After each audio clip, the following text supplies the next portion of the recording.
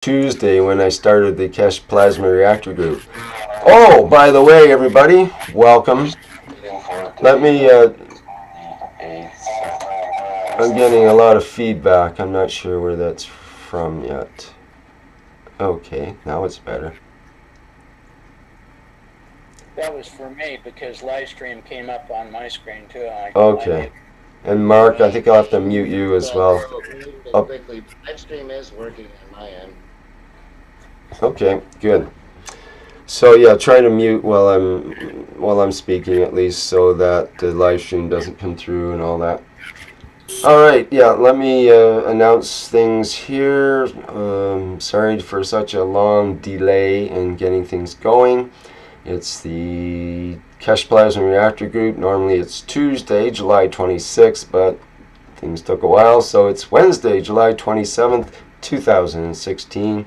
And once again, we're gathered here to do who knows what for how long, but I'm sure we'll find our way through the maze of information and detail that's available to us in this plasma world that we're entering into as we explore more and more. And we are explorers and voyagers that come upon this work, it seems. All right, enough ado. People probably think I'm drinking martinis in the back. You see all the martini glasses. But you're wrong, totally wrong. I'm actually into, today, I'm into mugs. And these are Moscow Mule mugs. I bet you Shandor knows what these are about. I think they are a nice copper. That's right, and not just copper. Just excuse me, let me get my handy dandy X-Acto knife for this job.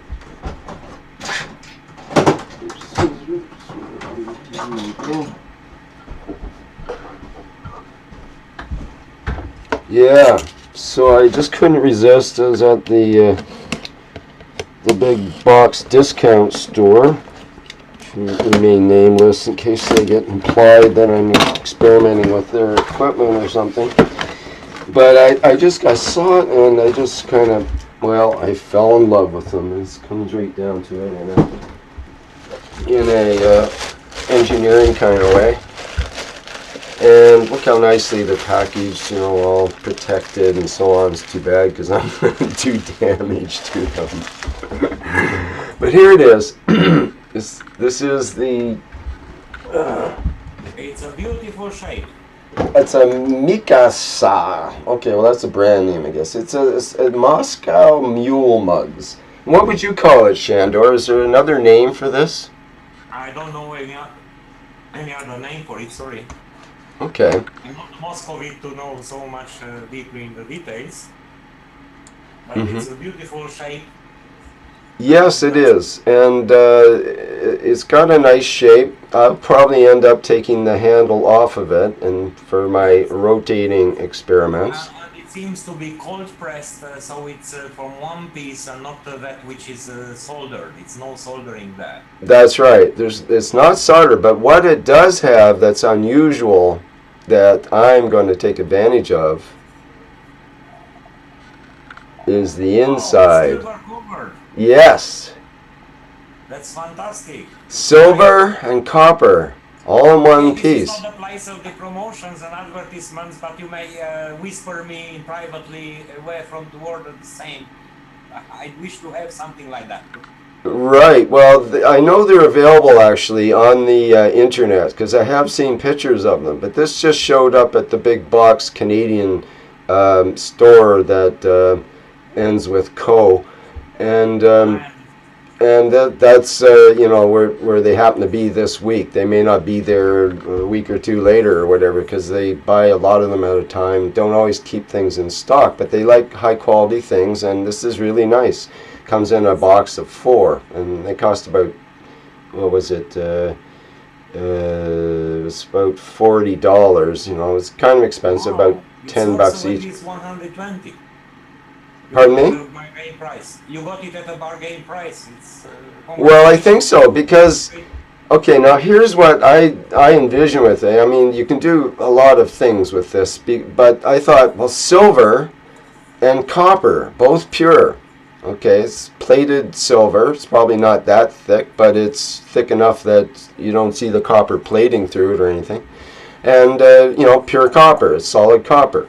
And it seems to have actually a brass handle on it. I wonder if it's magnetic. No, there's no magnetic to any of it. No.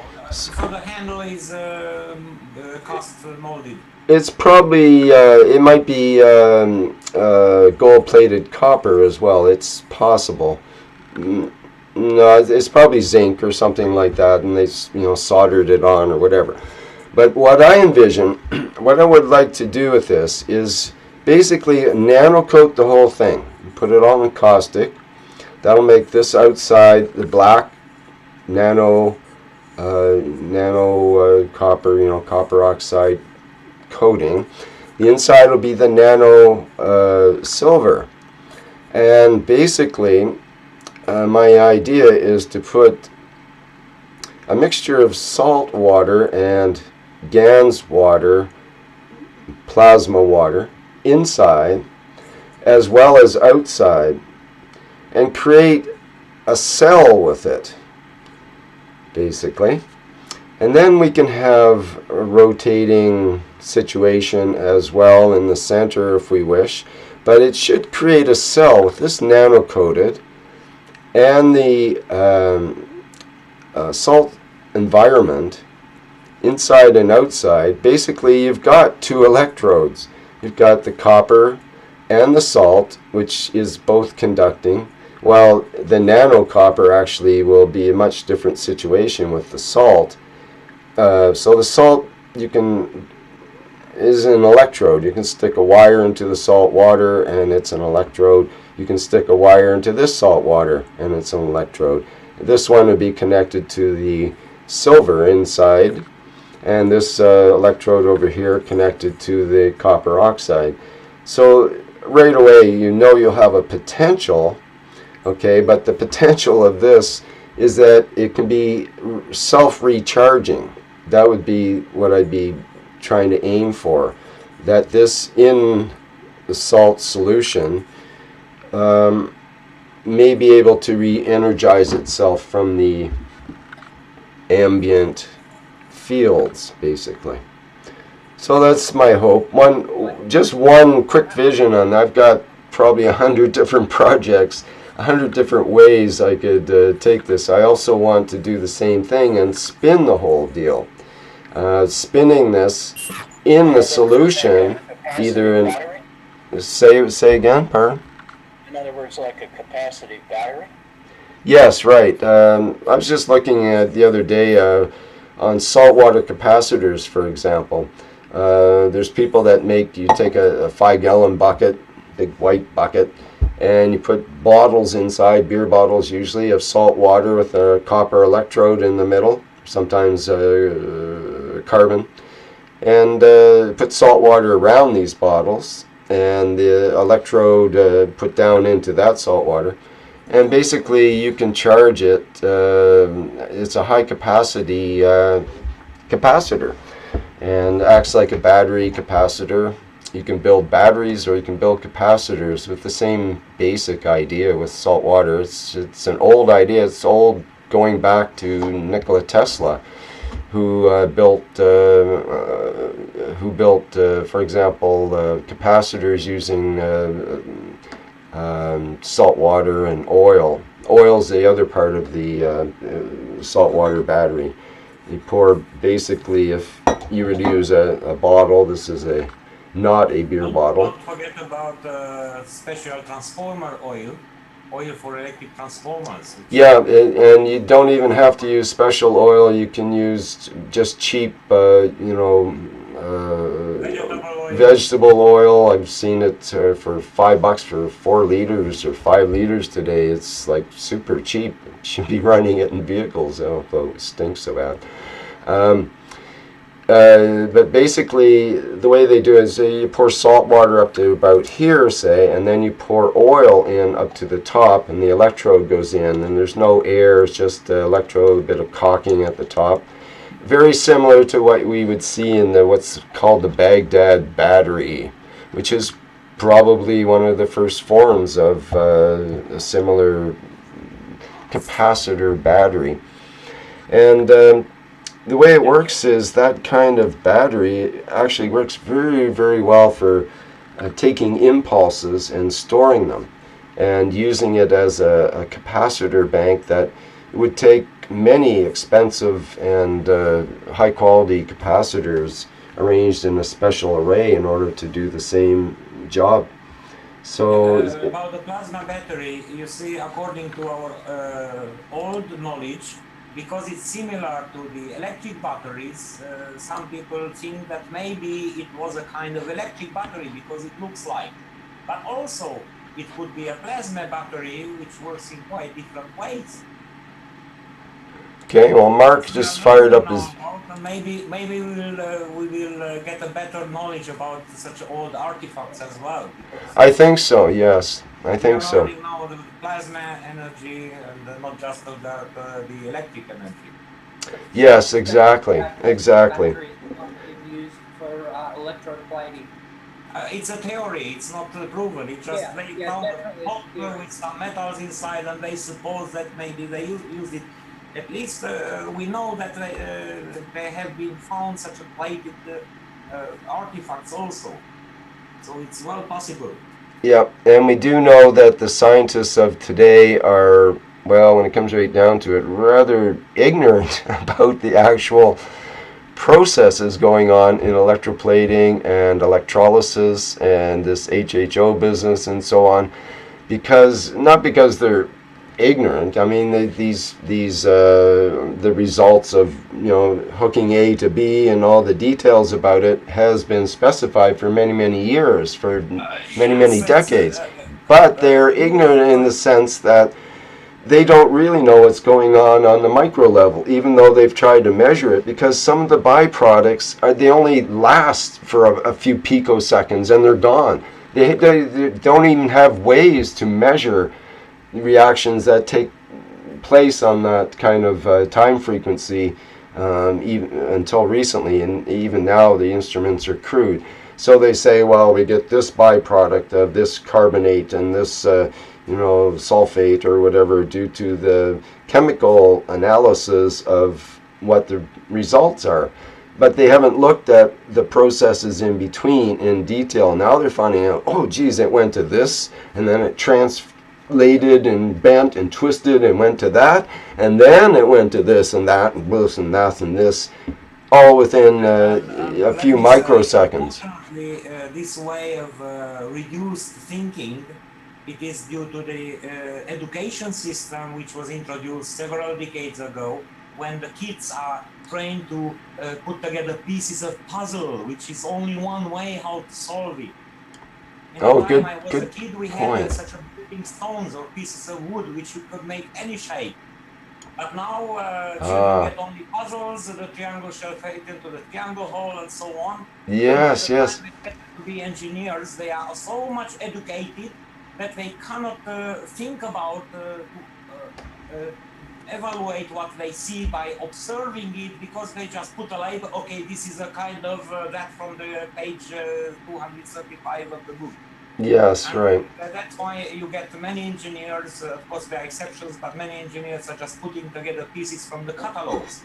Yes, yes, It's going to exactly. get a lot harder for these guys to explain things that are going to be coming out in the next while. Yeah, exactly. Yes, who knows what's going to be coming out and flying by? You never know. Wow, beautiful. Whoa! Always you surprise us with such a nice things. I'll show a little more about that later, but I see Marquez's video on, and maybe we should have a look at that. I think when he turns his video on, we should pay attention. So let me try to get that up on my second screen here. I'm sure you have some story behind what we're seeing, and probably it's related something to what we're talking about. Is that true or not true, Mark? That I don't know because I'm just a creator, and I'm just doing the things that I'm taught by everybody else here. I'm just taking everybody else's lead, and I'm just trying to write down and learn as much as I can. So I have experiments like you, just like you.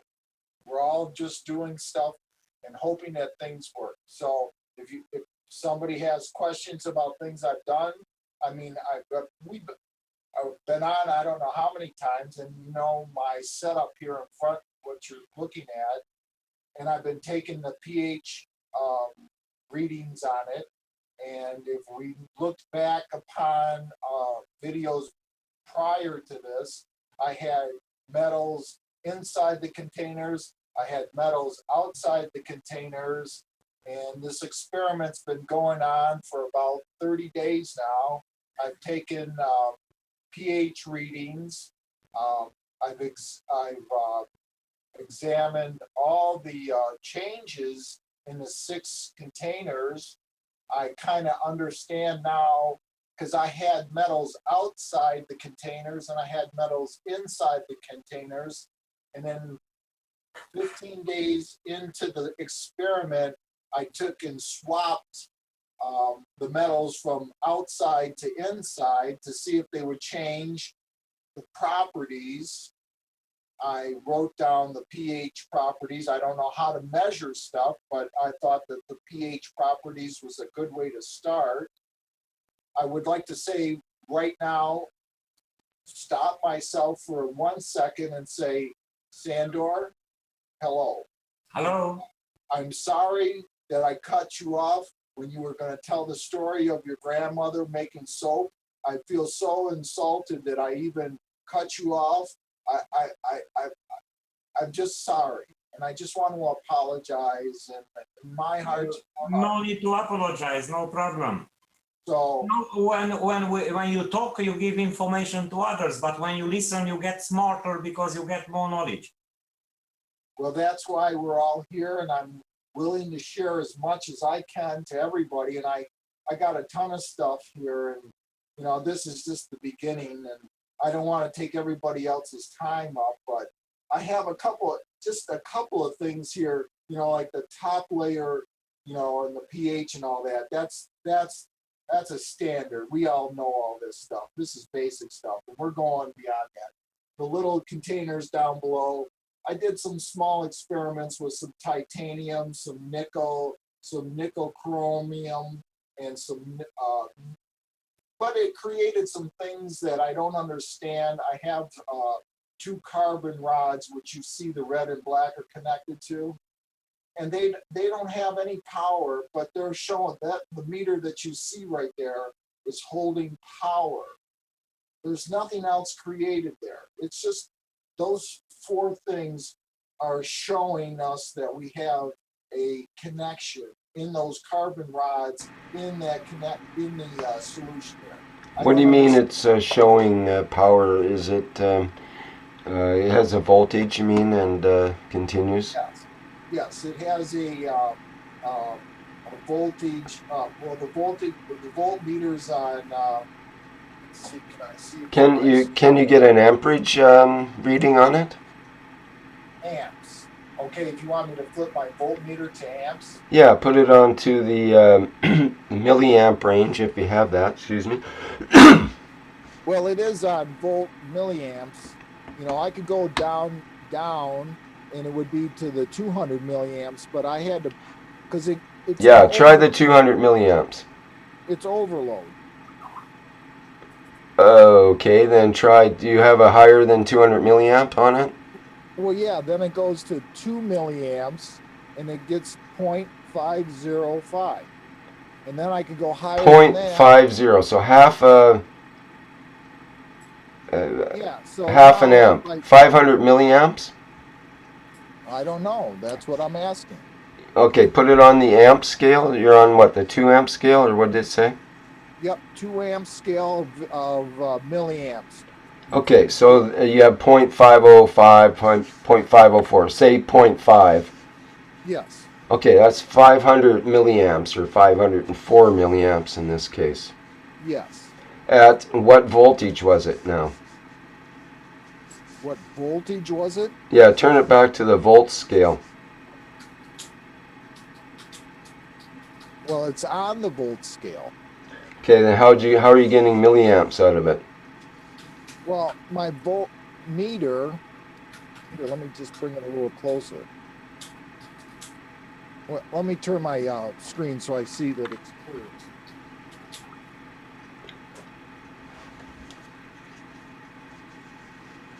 How does this microphone sound?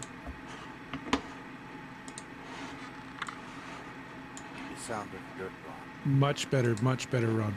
You see my voltmeter now? And what it's connected to? Here, I'll bring my camera a little closer.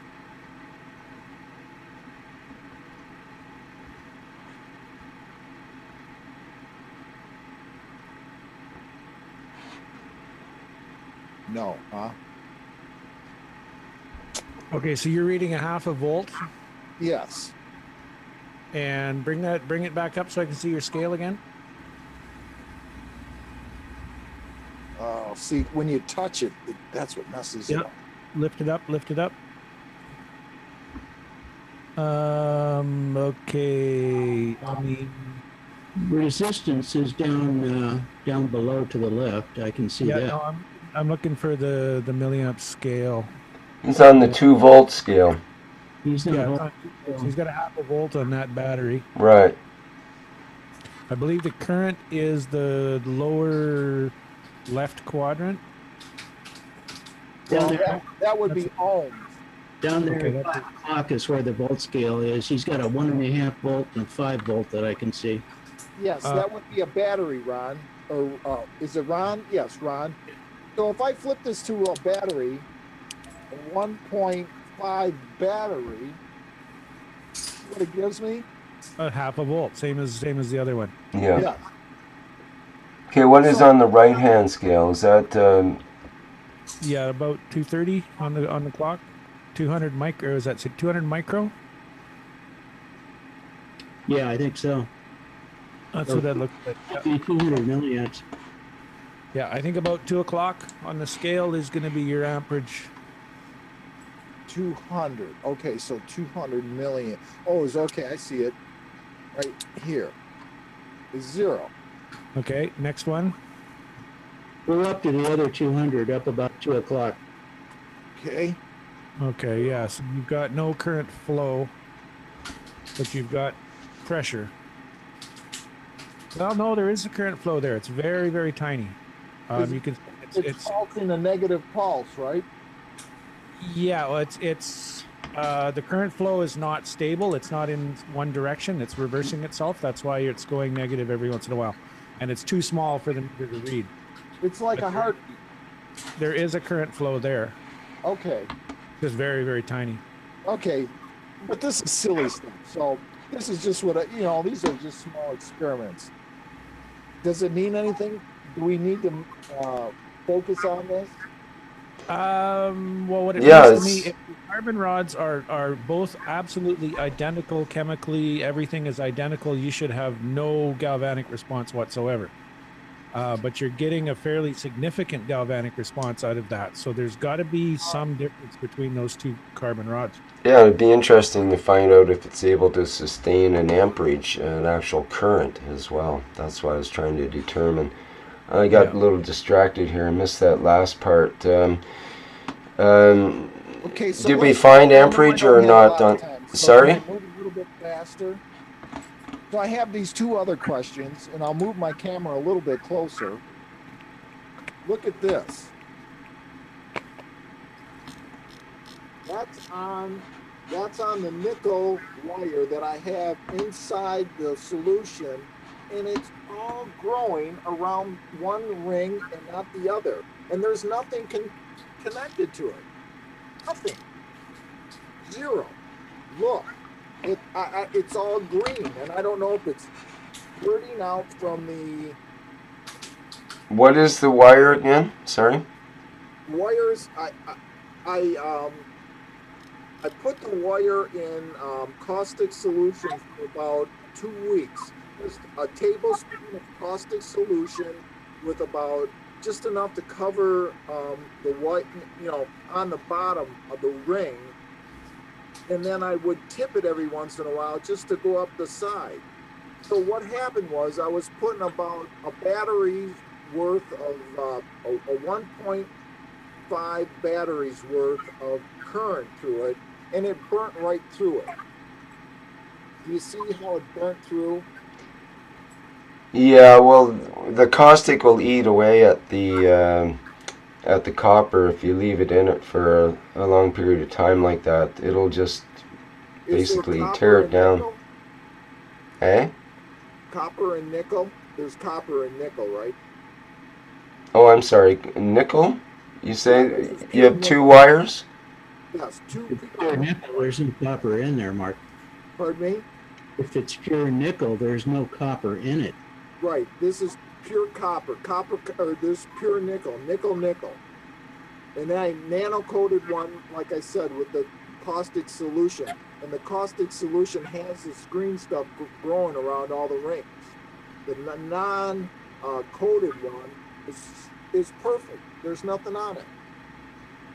So Well, you've got a differential there then. yes. Mm-hmm. And then if I want to take it to another level, I had another metal that is just, it's kind of a funky metal, but it's a nickel chromium. And look what it did. And it was growing like there was no tomorrow. I don't know if you can see that. Wait a minute. That's in a caustic solution, and you're putting current in there? Well, it's a slight caustic because what I did, John, was I treated the metals with caustic, okay? For about 2 weeks, I just, a tablespoon of caustic and some water in the ring down below. And then I just tilted the container once in a while so that I could get it up on the wire because I wanted that to be nano coated. So it took me about 2 or 3 weeks to do this. I just, every night I came home and I tilted it on the wire. So then when we started learning about current, I'd put a battery's worth of current. And here's my current. See, it's a battery's worth. You see that? There's no amperage, no amps at all. It's just pure volts. It's like a battery, 1.5. I've never raised it. I've never touched it. So every day I came home and I have titanium, the carbon, nickel, and nickel chromium, and I would just change the, right now I have the current going to the titanium. Titanium is really nice. It gives me fluffy stuff. And it's been working about, all these three have had only 1 tablespoon of caustic to about well, I don't want to touch them, but it's right to the bottom. And I think that's only like 100 milliliters of water. If I turned it right now, I could tell you for sure. But it's like 1 tablespoon. And then I could really figure out, I have it written down, how many grams, a tablespoon of caustic to how many grams of water there is. You know, the ratio. I tried to, it's all my stuff is 2 to 1. Oh, look. Oh, today we're talking it's a funny thing that my zinc and my CO2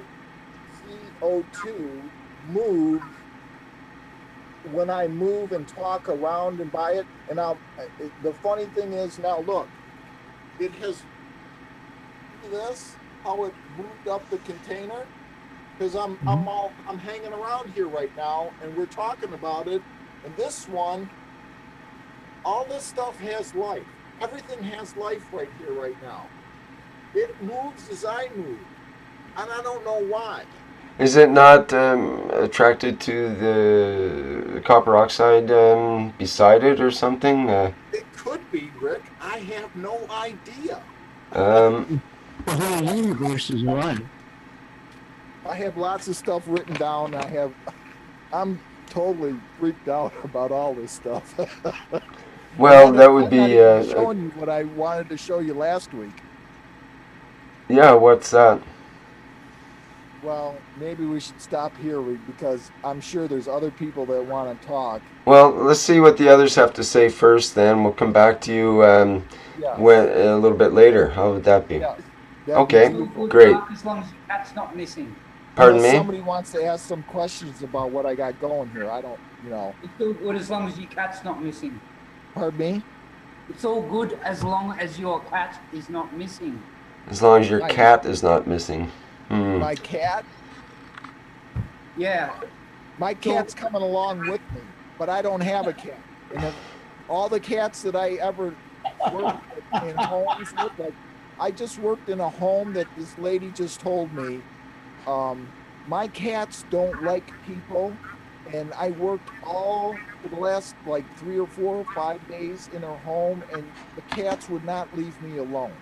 They laid by me. They wanted to be by me. They just looked at me. I couldn't believe it. So, anybody else got stuff? I'm I'm I'm happy as all get go. I'm not sharing anything today. I had my time last week. Hi, Denny. I love Okay, you. Denny, we I'm glad won't you're lean here on today. you. Were those cats talking to you, Mark? Well, I don't know. I don't want to go there yet. But I will Let's say carry on this. here. Here, I'll give you this little bit. I Okay. want to give a shout out to the Ghana. Uh, I'm a old man that has a lot of creaky bones, and I put together. I showed a couple of times that I bought some stuff from um, Africa, the cocoa butter and the shea butter, and I put some Gants in it, some CO2 Gants, and I put it on my creaky old bones. And my God, it makes it feel so good. I'm so happy. I can, I'm happy.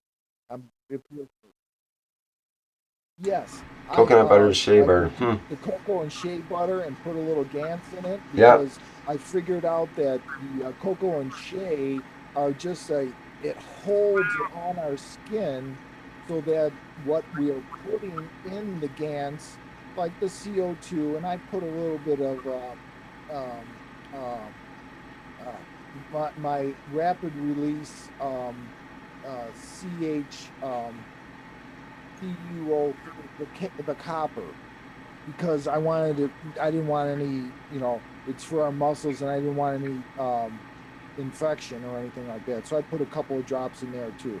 But melted it all down and I put my finger in it and I rub it on my shoulders because that's the worst part for what I do. My shoulders hurt bad every night. Hmm. They keep me up every night. But for the last 3 nights, it's beautiful.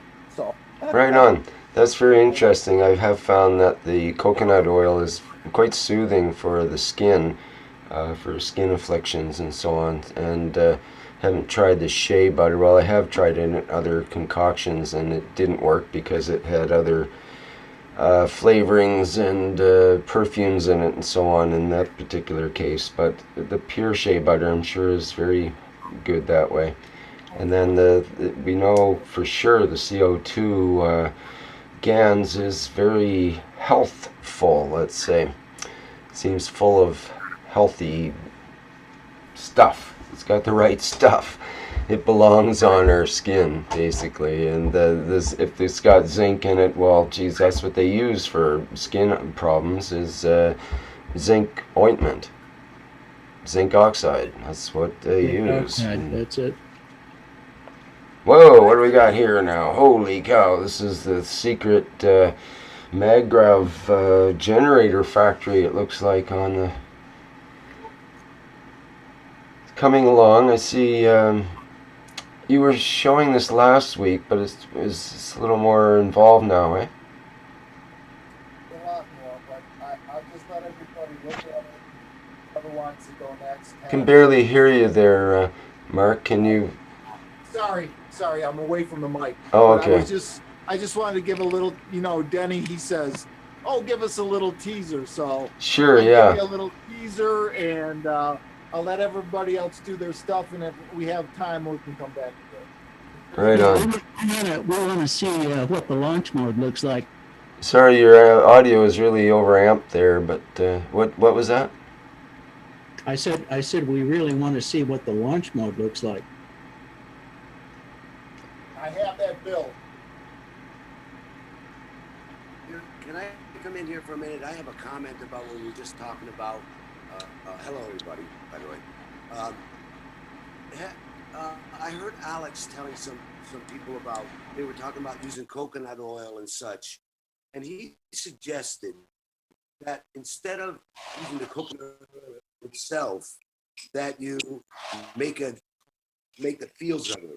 That is, you put the coconut oil on top of a container and you make some CO2. And then you can just use CO2 water forever and get the same results as using the coconut oil as well. Well, hello?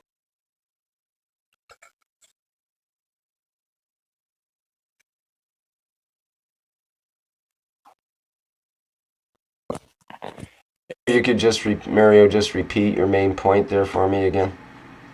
Yeah, instead of using coconut oil itself, to make a GANs of it. Not even make a GANs of it, just put it on the container and make some CO2 GANs. So if you're going to use CO2 on your skin, use the water of the CO2, put some coconut oil or whatever else you want, aloe or whatever, put it on a container, make the CO2 GANs with the feels of the coconut oil. And then you can just use the GANs water over and over again and rub it on your body. I've been using that on my skin for months now, and it's absolutely amazing, just the CO2 water. So I agree. Yeah, right. Instead of mixing the coconut oil No, itself. no, they're two different things though. You mix the like you can use the coconut or the plasma water, CO2 plasma water, let's say, on maybe a skin problem or something. But if you want something that's going to last longer, that really sits and works on an area, like for example with Mark, he had a sore shoulder. So you put it on as a salve on the shoulder, and it works in, and it cools at the same time as it's a matrix for the GANs to actually work. It's basically a 3D vacuum space for it to have particles that are dispersed and so on, as opposed to just on a 2D skin surface, where it's a different effect. I think it's not as deep on when you just have the GANs water on the skin. It works really well on the surface, but I'm not convinced it works so well on the deep layer of the muscles and so on. What do you think, Mario? Well, I was thinking then maybe put it in a pain pad. Use a pain pad, put the water on that. Instead of using matter, use the GANs water. Use the fields. Well, I don't know. Look at coconut oil. It's basically the GANs of the coconut in a way. It's the amino acids of the coconut, which is, if you look at coconut water, is the only substance known to man that you can directly substitute for blood. You can do a blood transfusion with coconut water right out of the coconut. So it's very much close to the body in terms of its structure. And I think the coconut oil is probably the closest to human body structure that we can have on our skin. And for example, there's a native tribe of some island, I don't know where it is, in Philippines or somewhere, that when a child is born, they bathe them. I'll just put on my video briefly here.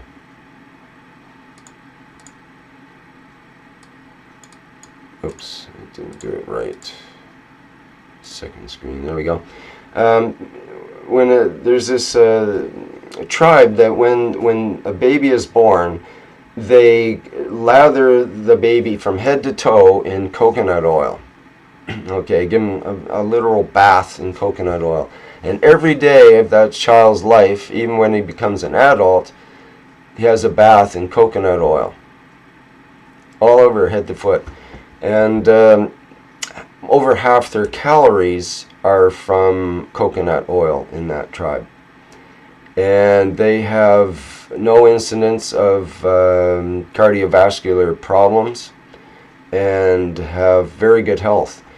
And I thought, whoa, that's pretty amazing. And I thought, I don't like oil to start with. It doesn't seem like a good substance to be using and putting on the skin and so on. But coconut oil in particular, it's not like other oils. It absorbs in, and it's very much diluted by water in the sense of when you eat it, it dissolves in the body very easily compared to other oils which leave that residue, that oily residue and so on. So I'm convinced that it's something that should be put on the skin, and it's an excellent medium to be transposing some of these other energies, I think, from the ganzas or other materials we might create. It's my opinion anyways. We got a hand raised, and Yes, we do have a hand raised. I better pay I was attention. going to ask Mario too. Did he have any luck in with his iodine making an iodine Gans? Oh, No, you know, I'm having a hard time ordering it online. I don't know what's happening. I have a really bad internet connection. I'm back in China again. I've evaporated some 2% solution of iodine that I got.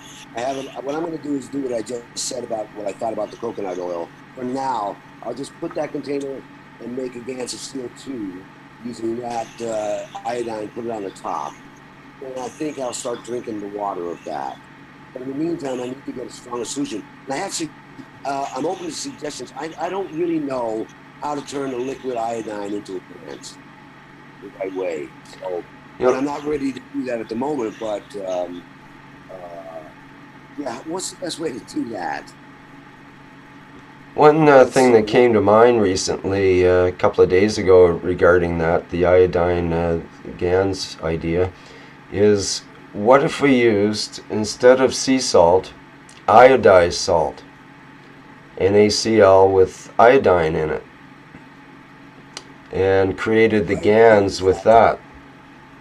I already did that. What about I couldn't find any of it.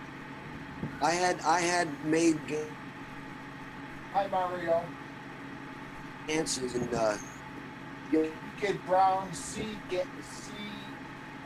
yeah, well, I was in China. I think I was in Thailand. I couldn't speak. What? Oh, anyway, I didn't know I was using iodized salt, and I kept all those Ganses separate. But I was drinking that water until when I realized that was iodized salt. Somebody came along. I was looking for the sea salt later. When I ran out of that, those 600 milliliters that the lady dumped on it was all iodized salt. Mm-hmm.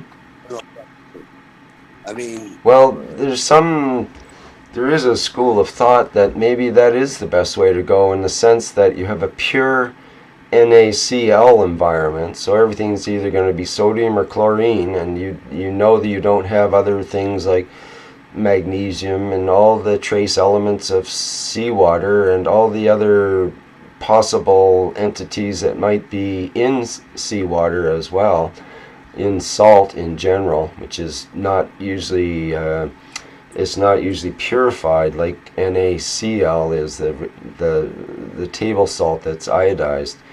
And I wonder if it might be a more pure way to make Gans in a way. What were your results, Mario? Did you have any negative results with using the NaCl, the plain salt? I've had no.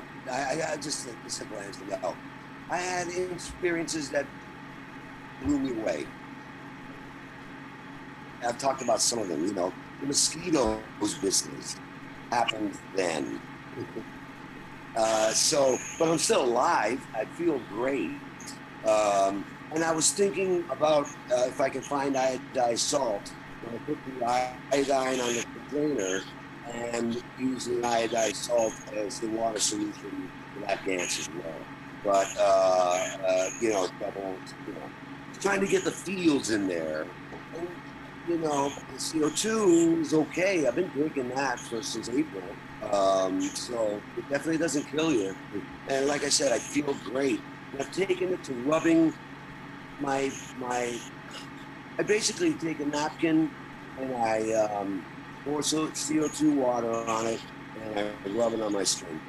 And on my arm now, where I had that cancer thing, or I don't know if it's cancer or not, but it's still there. But I've taken to, I add a drop or two of CO and on the tissue with the CO2, and I'm rubbing that on my arms, only on my arms there.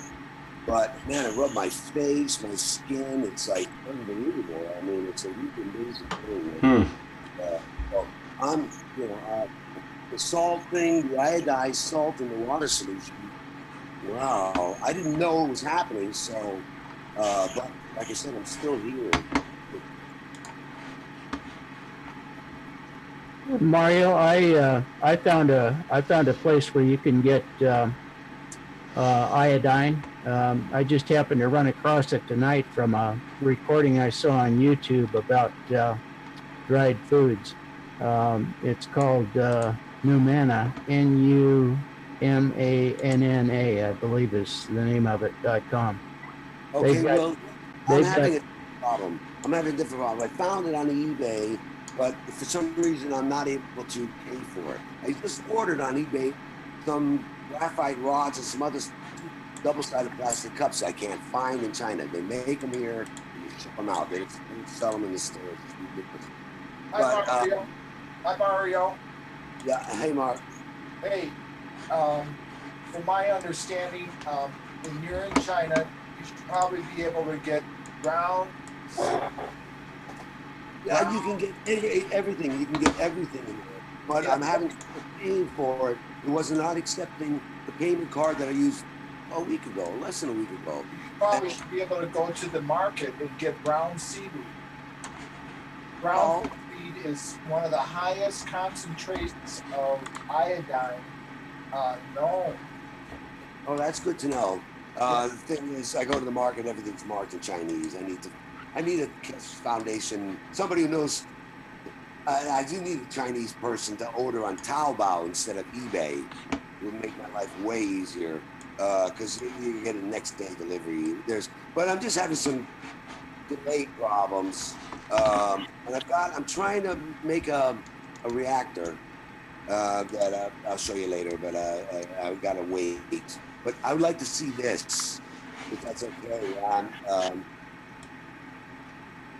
Unless somebody has any questions or comment, what you got on the screen here is amazing. I see flower of life everywhere, you know, to me. I see drawings I've made. What do you see in this drawing? And it's not a drawing. This picture. Well, right at the center, right about where that light is, looks like where the fields are actually emanating from. Or intersecting at. It's hard to tell whether it's emanating or intersecting there. Yeah, but I think because they're intersecting there, it's creating a portal. And the portal, they create the portal, but in turn, the portal creates them, sort of thing, you know? Mm. And the fields are extending way out beyond the container, but they're getting cut off by the container. Mm-hmm. May I say something? Yes. You were looking at that that particular picture right there. That would be the center of our Earth, and that would be the core. That's how our magnetical and gravitational fields work. One giving, one receiving. See, there's more on the one side than the other, and it all Yes, but what you really have here is a northern and a southern hemisphere. it comes in from the bottom and explodes to the top. Ah, yes, there's the axis. There's the in and the out. Well, wouldn't that be our southern pole and our northern pole? Yeah, I think Yeah, so. except we see it as this is the flat Earth version. Well, Yes, it's hard to say whether it's coming vertically in and out or at some other angle too. It's hard to tell the axis. we're just, angle there's, here. Don't look only at the matter which spins around, but think about which fields in which direction can create them, which are quite Yeah. perpendicular to that surface. Right. Yeah, if you had something that could actually see everything that's there, you've probably got a big circle coming up from the container too. You have a full sphere. well, this, it would just be another headline in the newspaper. Yeah, I see now. Zoltan left the meeting, so he's a Reformat Calvinist priest, and he has sometimes duties. So people call him for a funerary or from other services. So sometimes he has to leave.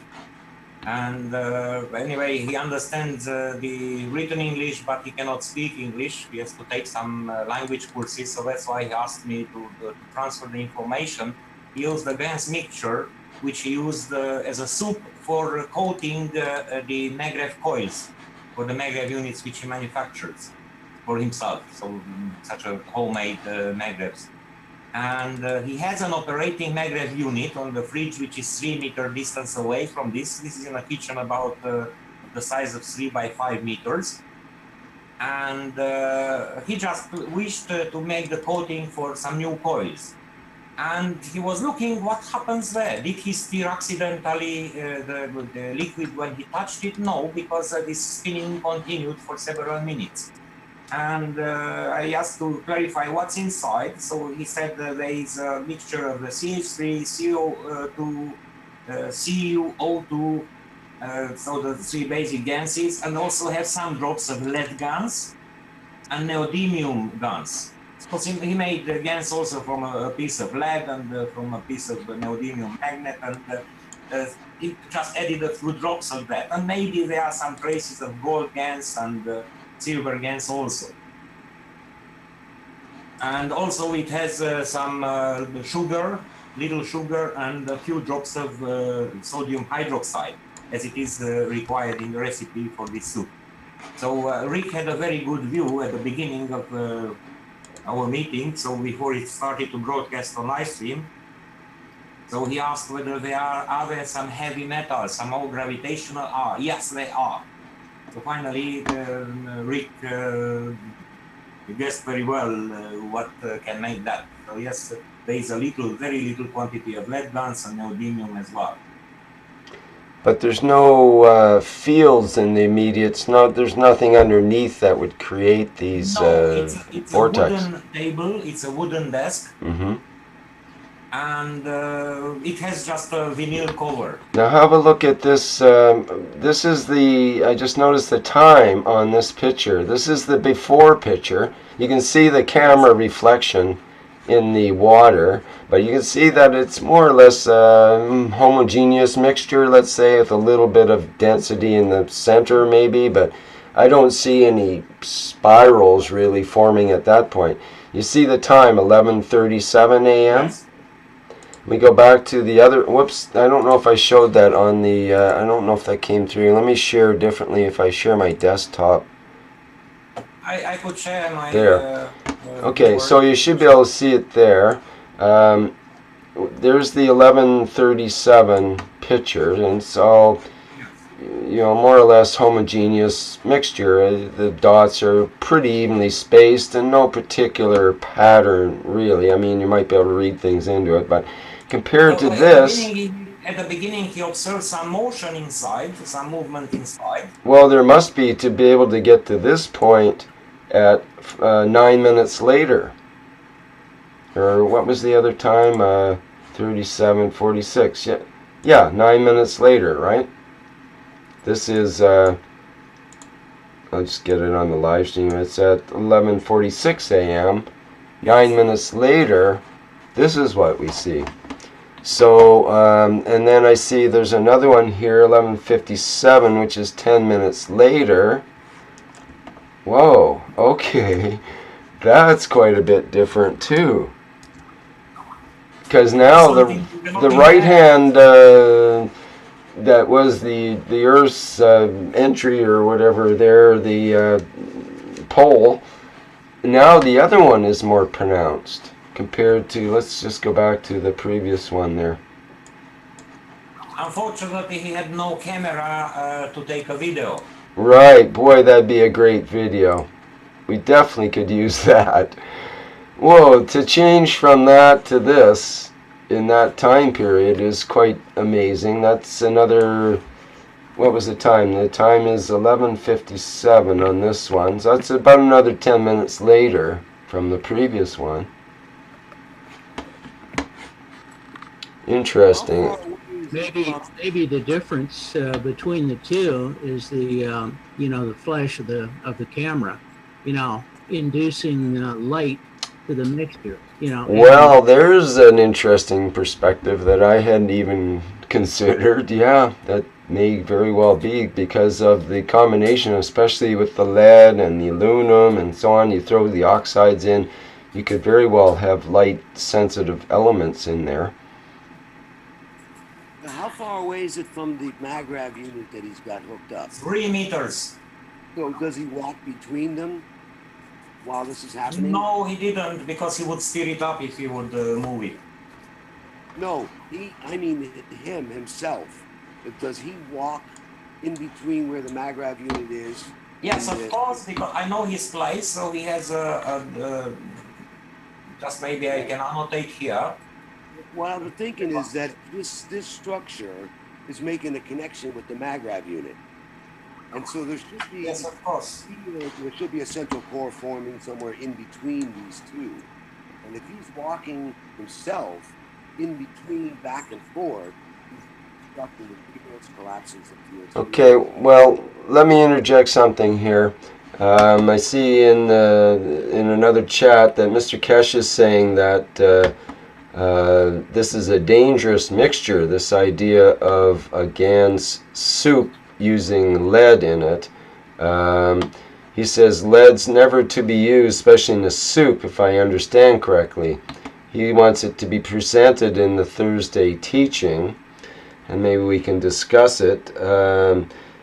Jamie says lead can be used if handled properly, but not in emulsion reactors. And Mr. Keshe says not in a soup.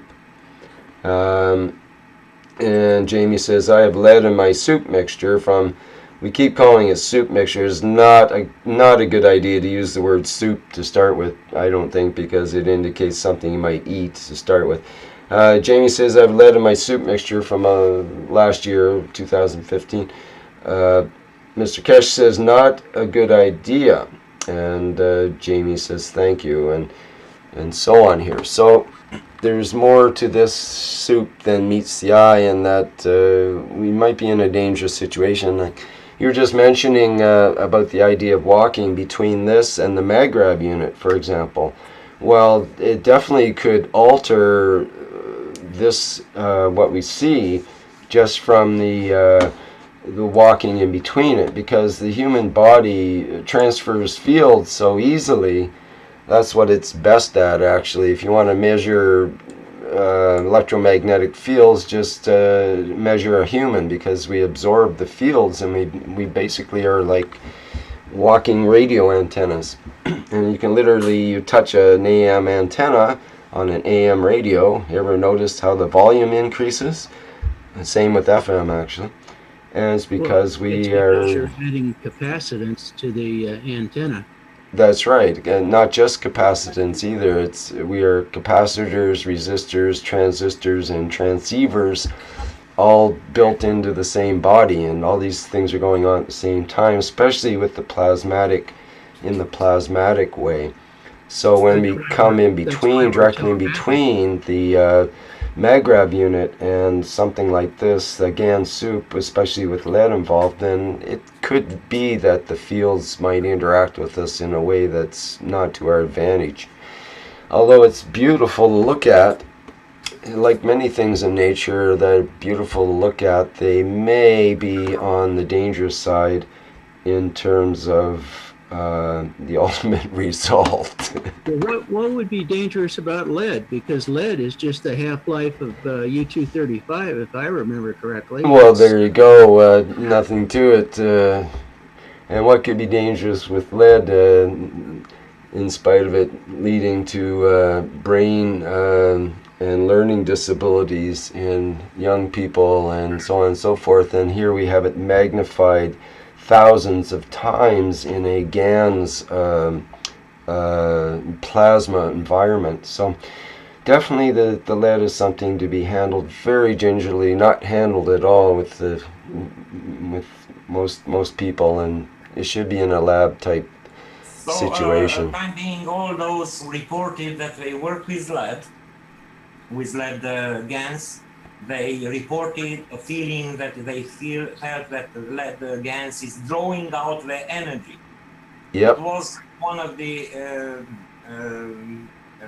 product innovation. Yep, that's what I was going to say. Douglas. Said that he was not able to touch with his right hand, with the giver hand, was not able to touch the plastic container which had the lead. He had to hold it with the left hand to take it out far away from the lead.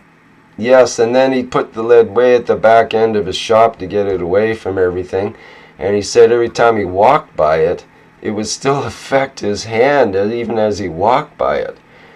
And other people are reporting this sensation of, well, heaviness. It's lead after all, but heaviness. Just, your energy is drained. It's pulling. It's absorbing. It's not something to be trifled with.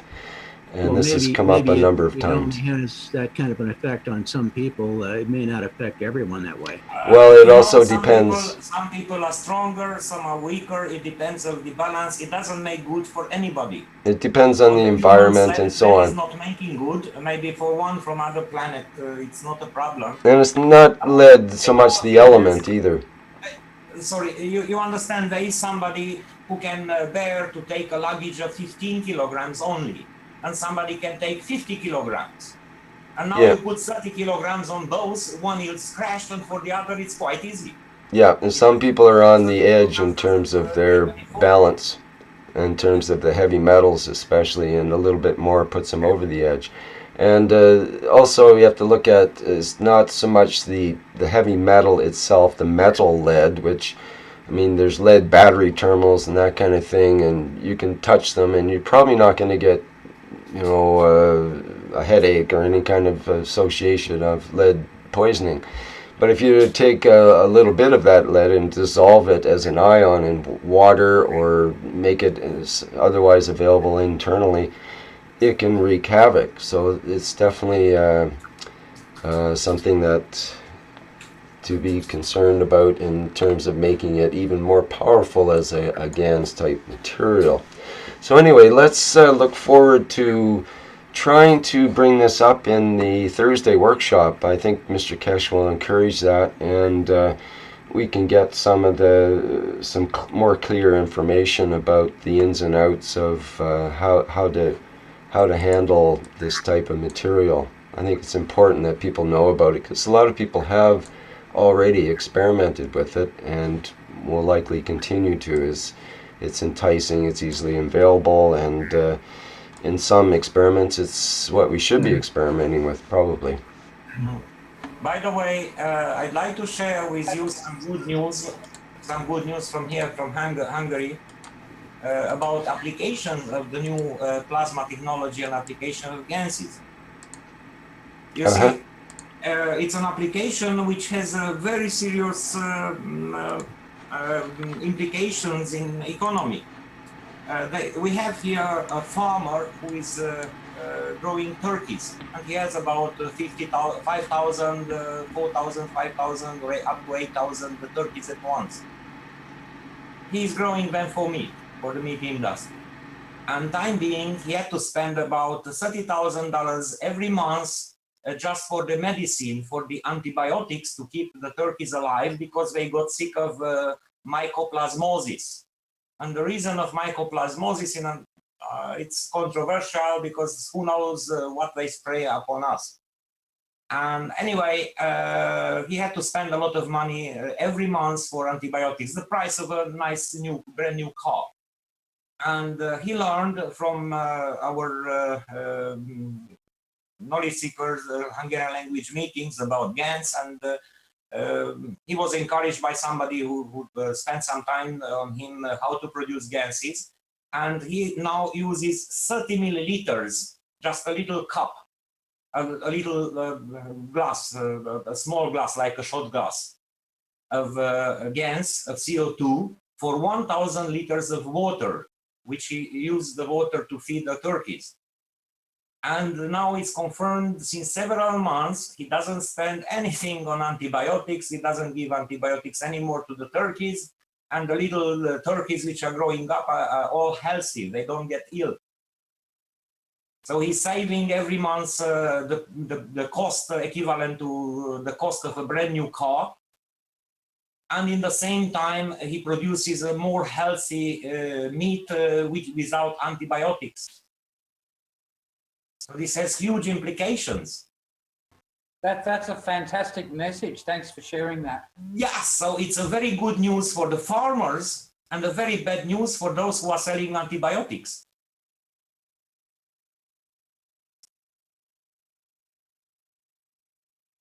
Yeah, Big Pharma doesn't like that. Yeah, but understand, 30 milliliters only. A small glass of gas for a big barrel of 1,000 liters of water.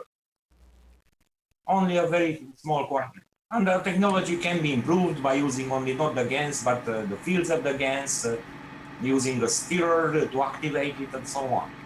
So this is a very interesting field of research, also in agriculture. You know about the McDonald family from Australia who are doing aquaponics, and they use a small bottle of gas for 20,000 liters of water, which is circulating water, and the plants, the lettuces or salad or whatever they are growing there, they grow healthier and resist better to extreme heat just by using a little gas. And this has huge implications. You see, you get 2 hot days and you lose all the crop, and that month you are not earning anything. But if you use the GANs, you can produce conditions in which the roots will develop better, and the leaves will stay more fresh in spite of the hot weather. And the applications are not limited to this one.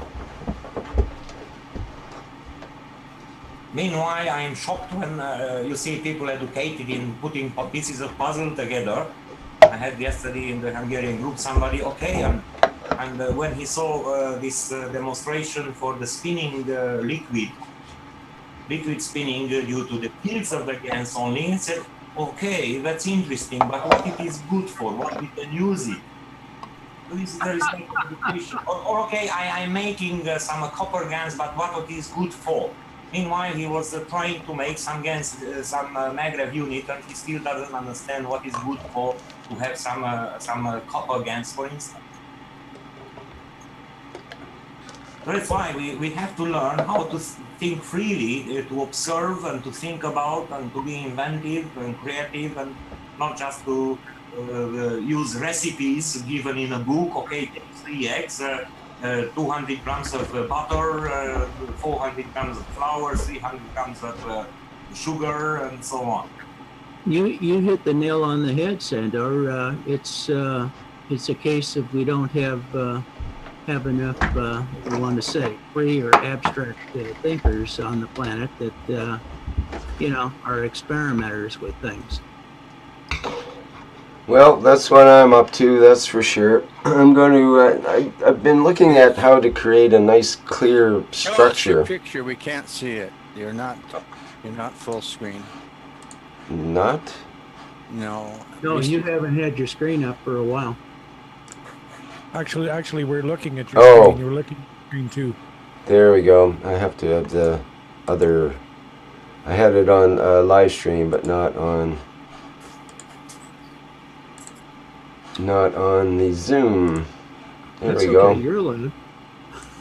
Eh? Say what? What's the beauty, Rick?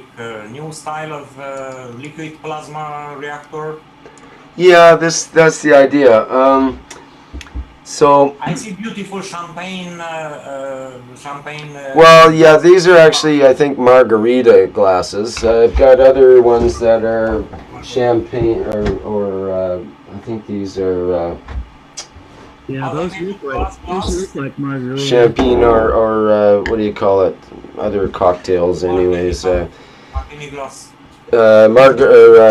Martini. That's it. Probably a little big for that, but anyways, these can be used. I'm going to end up putting these together and creating a double cone shape like this, actually, that I'm really interested in, and winding the nano-coated copper wires over this in a double cone shape, in a way to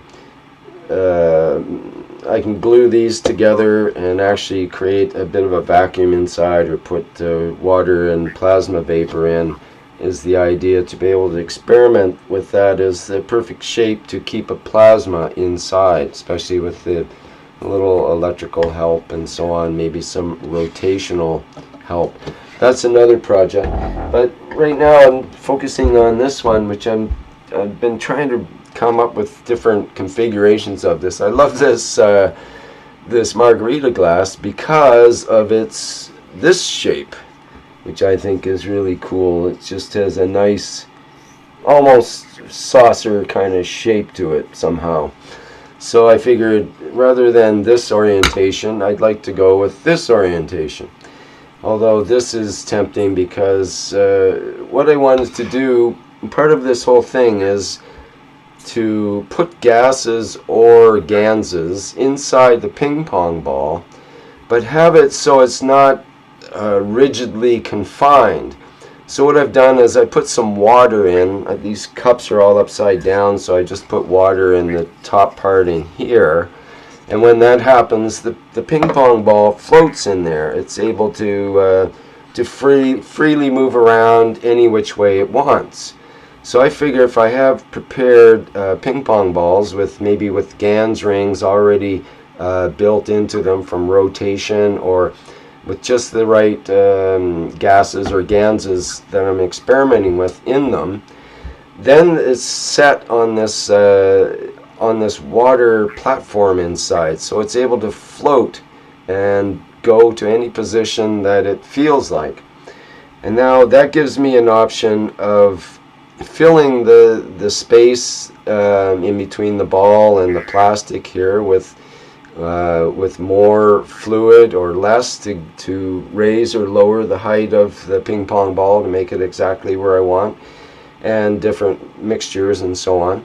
It also gives me a nice platform here to have coils sitting. I can have my 3 coils on each level, hook them all together, and that way the ping pong ball is suspended right in the center of the coils and moves to whatever position it feels like.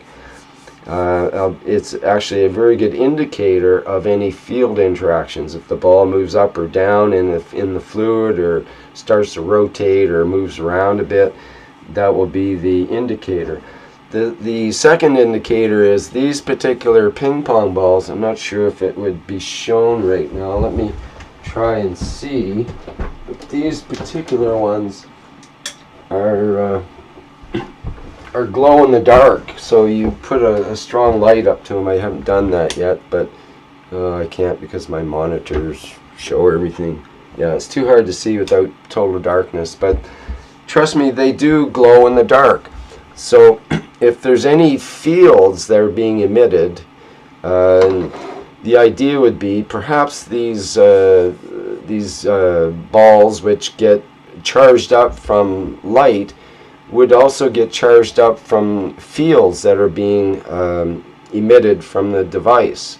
And they're right in the center line and of the vortical flow going on. it might be an indicator, another indicator of some kind of field action, to see the ping pong balls light up, or maybe only the center one will, or the top or bottom. It might be a way Photonic of... light reactor. Pardon me? I said photonic light reactor. Right, exactly.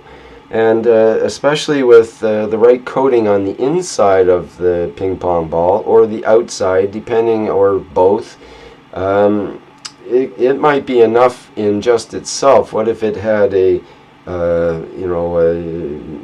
inside had a nano-coated gold coating, for example, and on the outside maybe copper, because I can do that with the plastic. It can be coated with a flash coating of gold or copper, and then nano coated from a little bit of exposure to the NaOH and so on. So there's different things that could be done just with this very simple apparatus that I've thrown together with, these are cheapo glasses from my big box store I've mentioned before, but I won't call the name. And you can buy them for less than $2 each now on sale. Now I must specify that for experiments, especially for rotation, these kinds of glasses have two different types. The one, or actually there's three now available. The one type is like this. They're acrylic, they're cheap, made in China, and this is actually made in Taiwan, but they're cheap. They're quite strong. They're better than glass that way, but they will shatter. You try to, I can saw it, and it might crack for the last bit instead of sawing properly, and so on. So it's brittle. It tends to shatter with acrylic, but you can get these same glasses in polycarbonate. And then you have something that's virtually indestructible. You can drop them and step on them and almost run over them, and they'll pop back into shape and maintain their shape. So they're better. The polycarbonate are much better for spinning or for more heavy-duty experiments. For this one, light-duty spinning, and for this kind of setup, just to check it out. The polycarbonate ones are probably about 3 or 4 times the price generally, so for cheapness and just to get started, the acrylic will do, and especially if it's a stationary setup, then no problem. The way to separate those acrylic bases would be to use something like a hot wire, rather than try to saw them. A hot wire will cut right That's through true. the acrylic. Yes, a hot wire would work better. And it does cut fairly readily. It's just you have to be careful drilling and so on. If the drill catches it, so it tends to shatter or break rather than drill through and just bend like polycarbonate will. Well, if you need to make a hole in something like that, what you do is you heat up a small, like a pencil, like a 25-watt soldering iron. And that's exactly what I was going to do with my ping pong balls. Actually, heat up a soldering iron with a little pointy tip, and then I was going to just go through the ping pong ball with the hot chisel tip of the soldering iron. Just put a hole in there, okay. And then the next step for me is I've got these little septaseals, they're called. And I've used these before, and I was going to glue a septaseal onto the ping pong ball.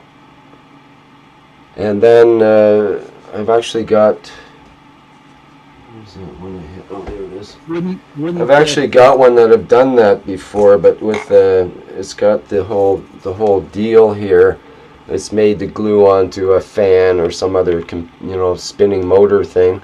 And inside here, you can see that green septaseal. Septaseal, you can take a needle, for example, and stick it in there through the septaseal and inject or pull out contents, and then pull the needle out, and this septaseal is self-sealing. It'll keep a perfect vacuum in there if you create a vacuum, for example. Yeah, I see what you mean. The only problem with using that, it might change the rotation in a way that you because won't want it. there's I'm other I'm not. matter level things involved and so on. Yes, that is a bit of a risk there, but it's just having this simple little green thing glued onto the bottle or onto the ping pong ball, and then that gives me an opportunity to be able to use a needle to change the contents of the ball. And it could actually be, while it's still sitting inside there, okay, that I'd be able to access it through an access hole here, go through with the needle and remove or replace contents as I wish. Also, these septa seals, when it's properly set up, can actually take a needle and you stick it through, and you can rotate the ball with the needle in there and rotate at quite a speed and be able to still alter the contents on the fly as such.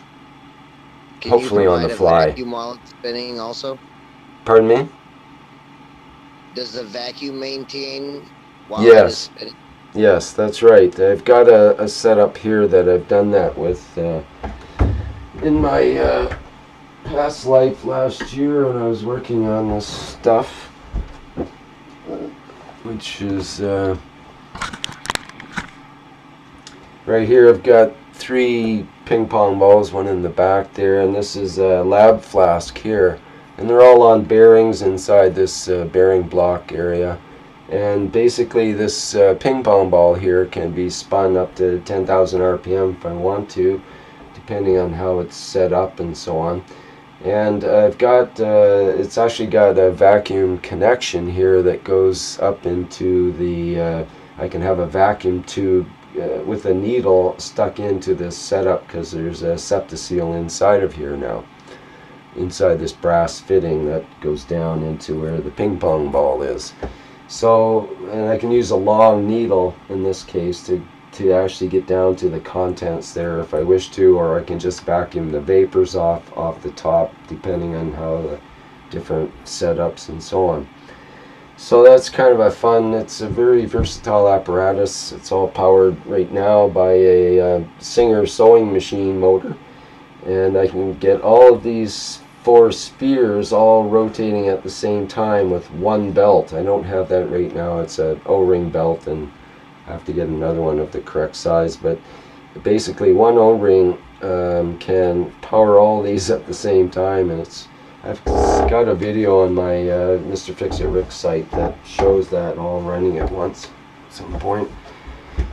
Anyways, got a little distracted there, but that's kind of what I'm working on right now. I wanted to be able to get rotation on these GANS balls preferably without coils and so on. I'd like to be able to do it in using a liquid and vapor type environment, and I'm hoping to achieve that with again, I'm encouraged by some of the results I'm seeing by others and so on too that way.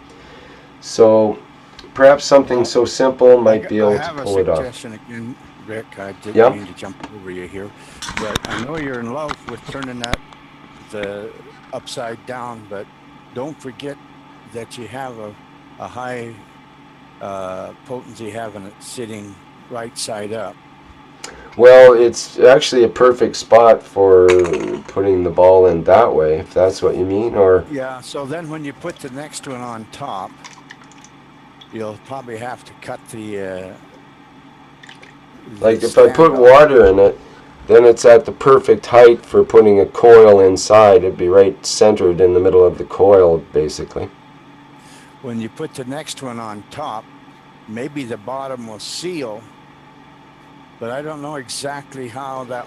Well, what Maybe happens the one is in the the pretty ball would badly. be pushed down by having another one in there, or I'd have to have just a little bit of water on the bottom, and it just gets a little more complicated. Like this one, which is cut It's off, complicated. it pushes in Won't too fit far, so I have unless to you cut. cut that little bit off the bottom, and even then it'll push the ball pretty much to the bottom if these are sitting on each other. Yeah, you may have to cut So that's why I went to Plan B, and I you ended may up. have to cut the I went may to. have to cut it higher up. Oops. I went to Plan B, and this actually had a long stem on it originally, same as this one here. But I chopped. This is a chopped and channeled version. I cut off the stem and just joined it directly on with some acrylic glue, and it's as strong as the original, stronger actually. And now this can actually sit. I can, for example, I can have the ball in here. I can put this on top, and I've got this one now. I put a little bit of water in there, put another ball, oops, to show you.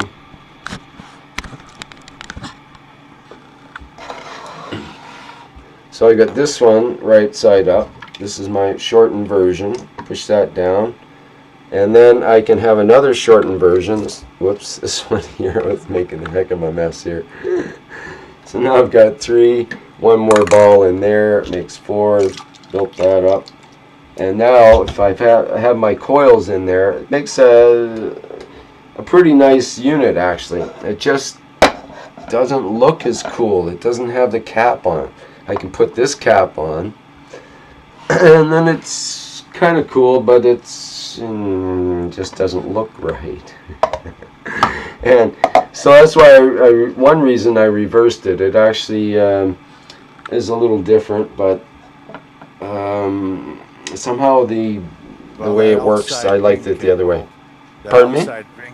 That outside ring, although it's open to the air, can hold liquid plasma as well. Yes, that's right. That's right. And you could have 2 different types here. In fact, there's the one inside here, and then you could have different plasma around that environment. So you could have 3 or 4 layers with this. And here's the other. Sit inside an acrylic tube that you had.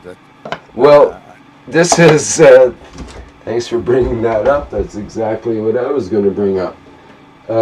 I've got this. This is actually polycarbonate. This long polycarbonate tube, which I have in the past filled with water and put a magnetic drive Tesla turbine series of discs inside of here, made out of CD discs and magnets, and a rotating magnetic drive underneath here to rotate this, and it creates a giant vortex inside very rapidly, like instantly. And that mechanism's kind of apart right now. I'd like to put it back together, and then I can take this whole thing, if you can imagine, this whole thing that's ready to go, if it's relatively enclosed, maybe complete with coils and the whole works, or with its different materials, and the whole works can go inside, plop it in there, and create a vortex. So this whole thing can rotate again in its own, where it wants to center, where it wants to be, up and down in the vortex. You can control it according to the power of the vortex, how far it is in the up and down in this tube. There could be coils around this tube which are picking up on the energy. Say what? If you slip another tube, a larger diameter tube, over a tube, I'm just not saying you might not be using this tube. You may go find a couple other tubes that you want to repurpose. You may not want to repurpose this one because it has its value in itself. But if you fit another tube over a larger tube over this tube here, so that you have a dual wall, right? Yeah. Then you can fill that dual wall with the CH3 GaNs and the ground up Coke. Coke bottle caps, or necks. Yeah, the necks, the Coke necks. So that way your structure. Anyhow, I'm just saying you'll have an extra amount of energy that'll feed when you feeding the center that way. Yeah, so you'd have a dual wall by having another larger diameter tube fitting over that. Yeah. Well, there's another concept. There's also the idea of taking copper, nano-coated copper, and maybe covering the entire tube or part of it with plates and creating environment inside that way. Yeah, there's lots of, as Mr. Keshe says, there's as many types of reactors as there are stars in the universe. Yeah, you might as well wind copper coil around it. I've got half the stars in You the got a universe smaller here, I swear. I got this You got- nice little piece I couldn't resist picking up. It was pre-cut at fairly cheap at the store the other day. So I thought, again, this is something that might be incorporated into creations depending on how one looks at it, basically. You can sit that one inside the other tube as well, Yeah. and it'll sit there, and then Yeah. you'll have to get smaller containers. But anyhow, there's a lot of ways you do things. Yeah, there's, like I say, a million ways. It's a matter of deciding on one and sticking with it and trying to penetrate it, I think, so that we can get some meaning out of it and some, something actually working, I guess, is one way to look at it. Now this particular glass, this acrylic glass, it fits down in that tube. How much variance do you have? Oops. Spilled again. It's about an inch. I think it's a 5-inch glass and a 6-inch tube, I'd say. If you go with then it. you could fill up the tube with a liquid plasma that would also fill around these loops. Yes. So that you would be filling up the inside of that tube with a liquid plasma of Yeah. choice. Yep, that would be the idea.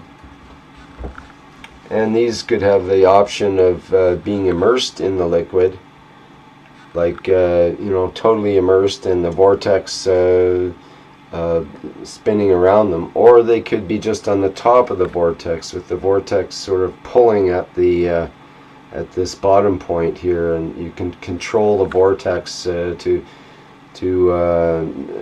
make this submerge or stay up on the surface, basically. So that could be. Then you can put your agrav coils, several of them, around the outside tube. They'd have to be designed specifically for that big long tube you have, and you would have a lot of reactors going. Yes, exactly. And I wanted to do some work with that long tube, just in terms of creating a vortex in it with ganzas and other materials. And you'd have a gradient through the vortex. It's a long, it's as long as the tube, the vortex, and it starts out small at the bottom and is 6 inches at the top, or whatever, 4 or 5 inches at the top. So with the glasses though in it, that your vortex won't be so much a vortex, but it will be a swirling around effect. Yes, that's right. There'll still be a vortex at the very center bottom, pulling at it like a. But you would still have a rotational. Your liquid inside would rotate. It would be circular. It just wouldn't be vortexed. It would move in a circle. Well, it would move in a circle, but it would be a vortex if if this tries to resist the suction of the vortex, or the vortex action of it'll actually create an air vortex underneath, a bubble, and pull it right down to the bottom. In fact, it'll pull down anything that'll fit in that 6-inch tube. In terms of a ball, like a large ball, 5-inch ball will get sucked right down to the bottom with the vortex. Yeah, these glasses are 5-inch. I guess you could buy some plastic balls like Armin had today. I got a bunch of them that would fit in there as well. Yeah, and like these. That's a good idea, and I'm not going to keep. These fit even tighter actually into this. I can feel the wind resistance just from, it's almost like a piston in there. So that's kind of interesting as well. So perhaps my thing with the double one of these, which is part of the Utron. Anybody familiar with the Utron device, which looks exactly like this? Whoops, except it doesn't leak water. It looks like this. It's orientated something like this kind of angle, and I think there was, it's either 6 or 12 of them in the UFO that was designed by I think there's 12. Yeah. what's his name again? I can't remember him. What his name is? Oh, geez. Is it Emerson? Starts with C, I think. He was one of the people that studied under Tesla, and went on to develop this UFO concept using a Utron device, a magnetic device that was positioned in the outer parts of the craft.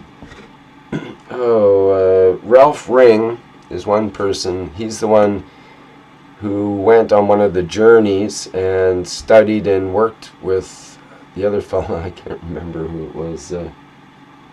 Someone should remind me, but I guess no one can remember right now.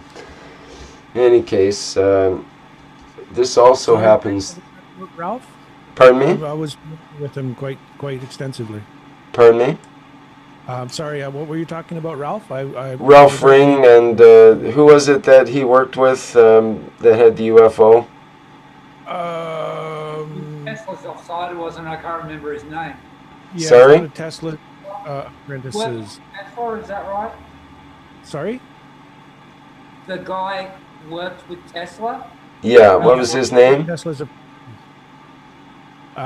sorry, I don't remember the fella's name. I've got it in documentation on another hard drive, but Yeah, I forget now. It's not Curtis, not Cox. Oh man, I should be able to remember that, but I couldn't remember to get the workshop started tonight, so I'm to be excused. I've been ill for a few days actually. But anyways, so the idea is that this shape actually is very special too. In terms of geometric shapes, it has, think about it, if you spin this, for example, you've got two cones, what it looks like in one dimension. I got to get rid of this water, it's causing grief. If you turn this sideways, you could see it in one dimension as it's basically a square or a cube. It looks like a square parallelogram or whatever if you look at it in 2 dimensions. And if you look at it in another dimension, it looks like a circle. So this can show a circle, a triangle, essentially 2 triangles, a parallelogram, a square, and there's some other shapes as well, because it's not only just rotating, it's rotating and revolving at the same time. So it's actually kind of going like this, and if you look at it, it has another shape. If you extend it over time, it looks different than what it looks like. So this particular geometric shape, when it's rotated, especially at certain angles and the whole thing rotated, according to Otis Carr, that was the name of the guy. Otis Carr. Yeah. Otis Carr and Ralph Ring, and according to them, this Utron device was had special properties, let's say. Now, it's interesting because we're kind of getting a bit of field here, but maybe not. Maybe it'll all tie back together. Let me just run this by you. I made this a few years ago. Okay, it's just 2 cones, same idea. It's wound with fine magnet wire, insulated wire. And it's got the larger primary wire wrapped around here. I had it as an antenna for this little spooky Tesla Spirit radio I put together. And the idea is that this is very similar, actually, if you look at the pictures on the internet, of the original Tesla. It's called a football coil. If you look up Tesla football coil, you'll find a picture on the internet of something looks very similar to this. And Tesla said that it had special properties. And the rumor has it that it had anti-gravity or lift properties with this coil. It was part of the 5 pieces that Tesla was putting together for his craft, his flying machine that had no wings and no ailerons and no airbags and no other stuff from airplanes. It had a twin 200 horsepower Tesla turbines driving some kind of electrical alternator or some sort of electrical type generator that was to generate the electricity to create the essentially plasma field around the craft. And that was Tesla's flying machine, which is a big secret. People don't even know about his flying machine. It's the greatest invention of his whole existence, and he couldn't even tell anybody about it. But anyways, I don't want to diverge too much, but this is a similar concept, this idea. If we can do it with liquids and spin it in a liquid, maybe it will be able to generate certain effects. So that's what I'm shooting for anyway. Can I come in here, Rick? Hold that back. To me, does that look like a version of Armin's egg reactor? A version of a what?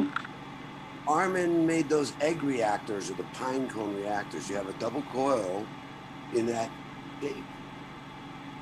That way? You didn't tighten it up, but the inner coil, it's like the egg reactor, isn't it? Well, it's like an egg, but it's different because it's got twin cones, and it's like, you could say a pyramid's like an egg if you had twin pyramids end to end in a way, but an egg's got its own structure. It's a different shape at one end than the other, and this is symmetrical. So that's... I didn't mean the egg. I meant what I call Armin's the egg reactor, where he's got a vortex going out and going back in at the other side, and you have 2 of them. And you know what I'm talking about? Those, I made a bunch of them, and then I twisted them around. You guys made them. Pine cone reactors. Oh, okay, yeah, with just the copper wire, basically. Yeah, you've got, it's different metal, and you didn't match the same number of turns in that case. But if you did that, if you just had like, however many turns on each coil, you got a double coil vortex egg reactor. Yeah, and this could be nano-coated as well. This is normally magnet wire, so it's supposed to be insulated from each other. But you can think about it, if I used regular wire, very thin wire, kept them all close together, in fact, make them actually touch, that'll be okay, but not jam together, just touching, and then nano-coat the whole thing. The nano-coating of the wire will do the same effect, basically, as insulating the wire and forming something that's similar in terms of tuning of this. But because it's nano-coated at the same time, you've got the plasmatic environment already built in to the device, which is, I think, that's something that Tesla and others would have loved to play with in the early days, is to have a plasmatic environment over this, rather than trying to make the plasma with the electrons, which with the heavy metal, with the metal copper trying to create the fields through the windings and so on. Whereas it should be more of a plasmatic thing. It's a complete unit plasma rather than counting the individual wires as a antenna, for example. They would normally, how many windings and the capacitance and all that. It'll have a totally different capacitance and inductance and resistivity using nano-coated wire, but it may be very, very interesting, the effect. You got a double coil. You got a magnetical and a gravitational. Right, and it could be that it just switches back and forth, magnetic, gravitational. Boom, boom, boom, boom, boom, boom, boom, boom, boom. The inner coil wire is the gravitational, and then you've got like 5 turns or however many, 5 turns. That's the magnetical. It's a double coil. It's the first time I've ever seen Tesla use anything like that. Well, his Tesla coils are more like this, where you have a series of fine wire going up a tube usually, and at the base he'll have his primary, which is a very big heavy wire. He used like big copper for his larger experiments, and only 1 or 2 winds sometimes for the primary, but the secondary is very fine winding, so you can put 10 or 100 volts in the primary, and it magnifies by thousands of times, up to 250,000 volts coming out the top from the inductance. So that's, and of course it's all tuned with the Tesla coil, and you have a spark gap in between here basically that ends up charging and discharging the primary coils, which induces the field into the secondary, and you get sparks coming out the top and other special effects that Tesla wasn't actually after the sparks. He was after the other special effects. It's just the sparks were a byproduct that were good for publicity. And then everybody now, they make a Tesla coil just for the sparks. You don't know what else to do with it, most people. So what do you have there in your martini glasses that you're making this double cone with? Are you going to be putting a ball inside of that? Well, I've got so many ways to go on this, I'm not clear, but I know I can glue these together, for example, and then I could either cut off one end, or I was thinking I would get rid of these bottom things, put a bearing on here, and put a bearing over on the other side over here, and then I can spin this in between. So it'd be interesting to be able to spin it at different angles, for example, and watch the fluids, how they move inside with different densities of ganses, different types of ganses inside, and creating different cores and different orientations, and observing. That would be one way to do it. Doing the same thing you should put with the ping pong ball in there. Say what again? Sorry? I think that's what you should do. You should put your ball in there filled with GANs, and also fill your cones with the liquid GANs that you like. Well, that's right. It's an interesting proposition, because what would happen is, if it's, say, half filled with liquid, the ball will sit in the middle and sort of bounce around as the liquid starts rotating. But once it gets up to a certain RPM, the liquid will be all over the place, all jammed into this center ring area. And where will the ball be? Will it be just bouncing around in there? Or will it be held centered somehow in the center of all of the fields involved in this?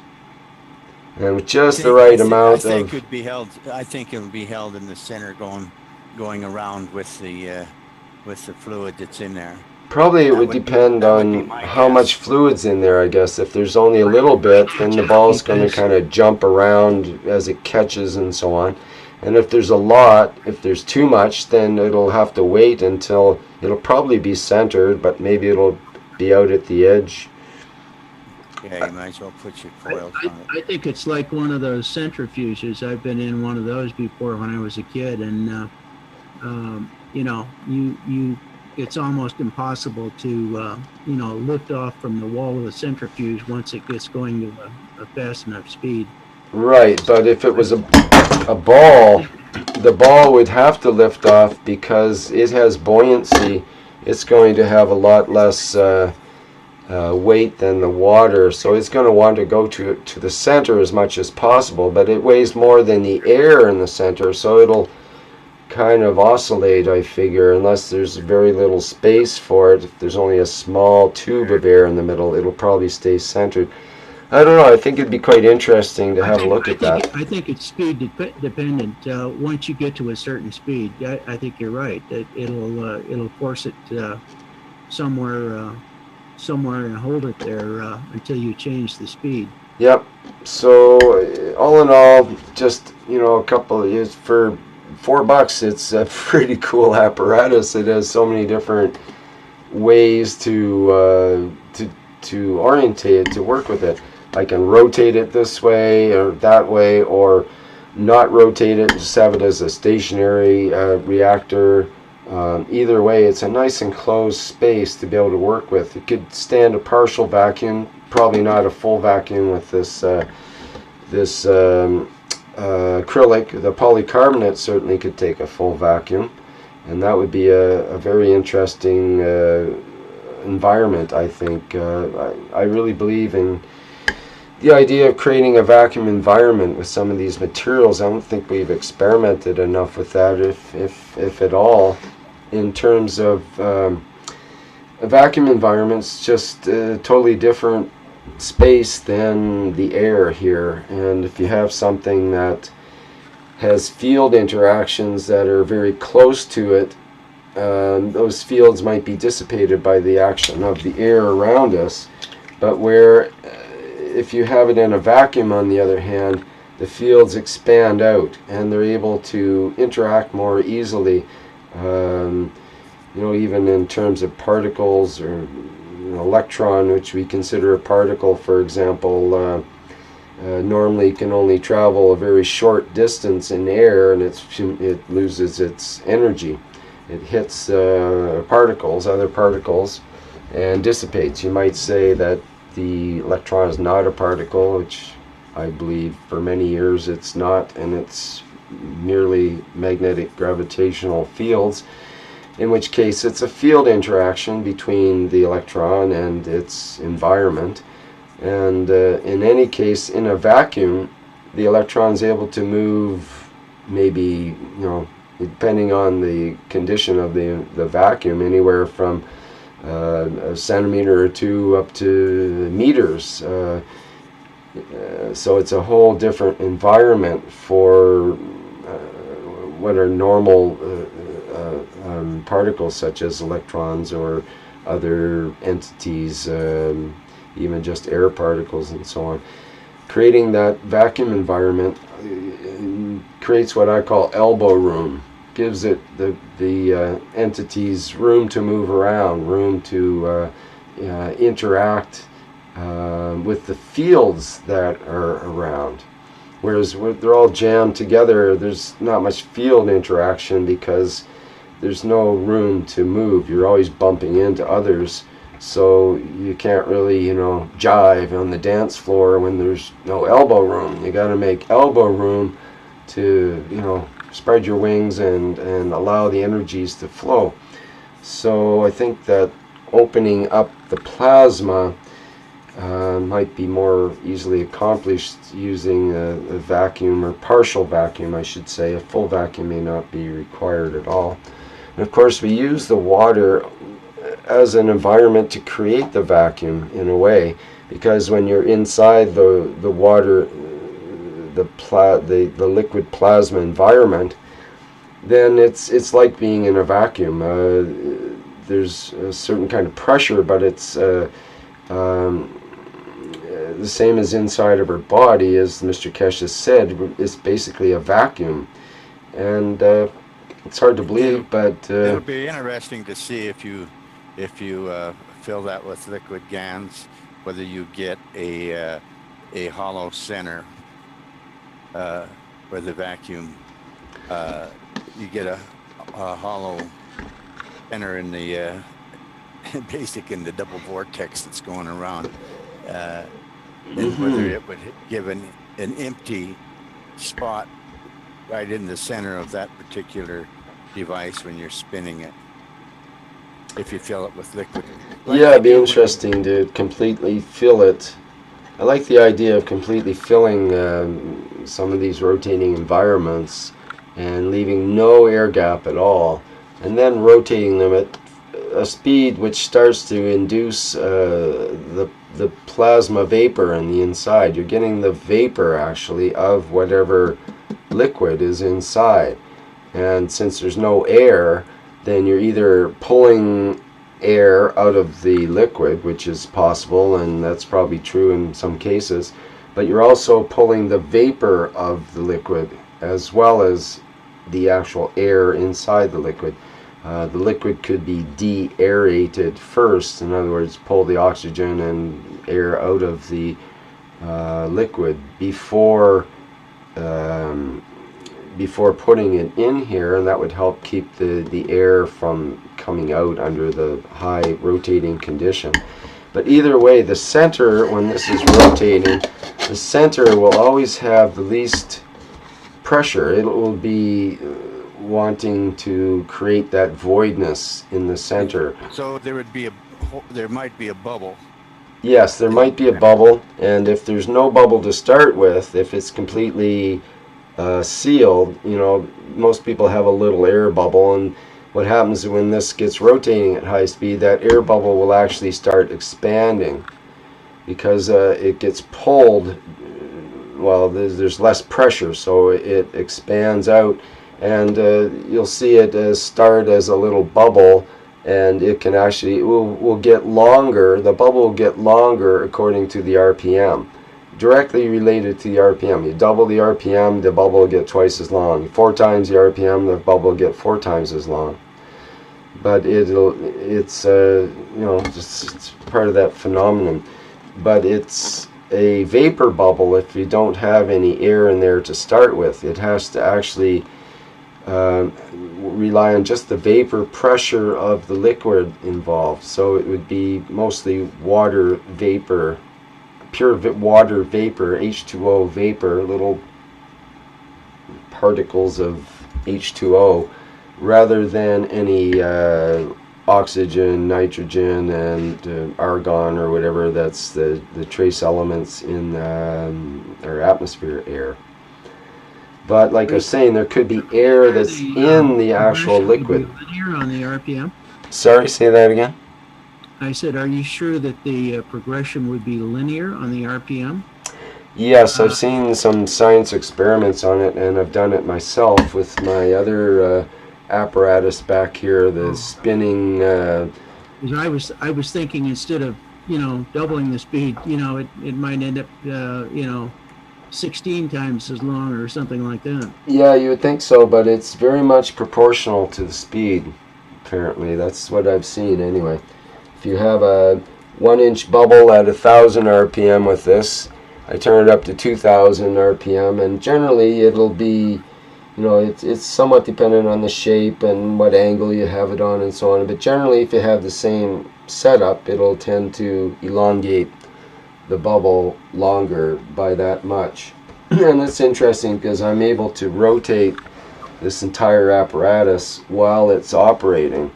So I'm able to watch it while it's the same bubble, while it's horizontal or vertical or whatever different orientation, which could be handy in the near future. I'm thinking that some of our experiments might be even sensitive to the gravitational field of the Earth. And if that's true, then maybe they have to be tuned to just the right angle to catch the lines of the magnetic field of the Earth, which are never normal to the Earth, except at the north and south poles. Pardon me? Are you talking about the ley lines? No, I'm talking about the magnetic field of the Earth, what we see with a compass, basically. Right, the magnetic field lines of the Earth, which go, north and south, and generally they wrap around the Earth, in this sort of fashion, and they're parallel at the equator. That means you can take the compass and it points straight that way and straight that way to the north and to the south. But if you're at the top of the North Pole and you got your compass goes crazy because it wants to measure the South Pole straight down. Okay, but if you're in between like I am, then it's actually aiming at somewhere around 40 degrees or something down. I forget the exact inclination at this particular point, but everywhere on the Earth the magnetic field will be pointing into or coming out of the Earth at an angle. You'll never find it directly down, or very seldom even directly level. We hold the compass level, but the compass actually wants to be orientated at an angle one way or another. Generally, if you're beyond the hemisphere of the Earth, somewhere north or south, it'll tend to orientate into the Earth rather than just parallel to the Earth. By the way, on that thought you had about Tesla's saucer, there's an article on it on the website called thelivingmoon.com. The Living Moon? The Living Moon. Living Moon, okay. livingmoon.com /41 Pegasus /O2 file /Tesla saucer. Okay. That could be the maybe the Otis Carr saucer. I'm not sure. I'd have to check into that. He built that. I think he built that in 1919, and he did some experiments on an automobile where he turned off and turned on the ignition on a car 3 miles away. That was another experiment that he did with energy. Yeah, I actually ran a car from a distance using used two 12-volt batteries, and he was able to drive it all day long through transmitted power, apparently. And he went to the newsman at the end of the day. He took him for a run all around town, Boston, I think it was. Took him for a run around town, and he says, "What do you think of my great new invention?"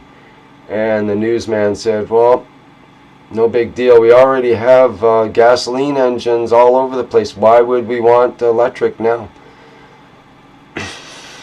So sometimes you can't win, I guess. Tesla kind of gave up on a lot of things after that, apparently. Okay, so I don't want to hog the scene here. What else have we got to? You gotta hog the scene. No, what else have we got to show and tell here? Anybody? You gotta tell us about your acrylic glue that's gonna glue those two together. Okay, yes. Actually, that's exciting for me. Acrylic glue. How could acrylic glue be exciting? Well, what I've discovered just recently is this acrylic glue. And sure enough, it's acrylic glue. And what's really great and exciting about this acrylic glue, which, normally I'm not much of a glue head, let's say, and this is not something that a glue head would want to be inhaling. I tell you, it's really about the most toxic stuff you can get. But it is very effective for gluing acrylic. And the wonderful, wonderful thing that made my heart skip about it is it can also glue polycarbonate. And that's the first time that I've known about a glue that can do both, which... You gotta hold it still. I can't read all right, when you sorry, move it I'm so just much. all excited and so Now on. you gotta pull it back a little. It's 16 fast set. Is that what it's called? Yes, let me get my magnifier here. 16 fast set clear medium-bodied solvent cement for butyrite, polycarbonate, styrene, and other plastics, and acrylics in big words. A clear, syrupy cement for high-strength joints. Easy-to-use applicator tube. Good outdoor weatherability and used by professionals for years. Well, I guess I wasn't professional for years, but I am now. So there you go. It's this was available at the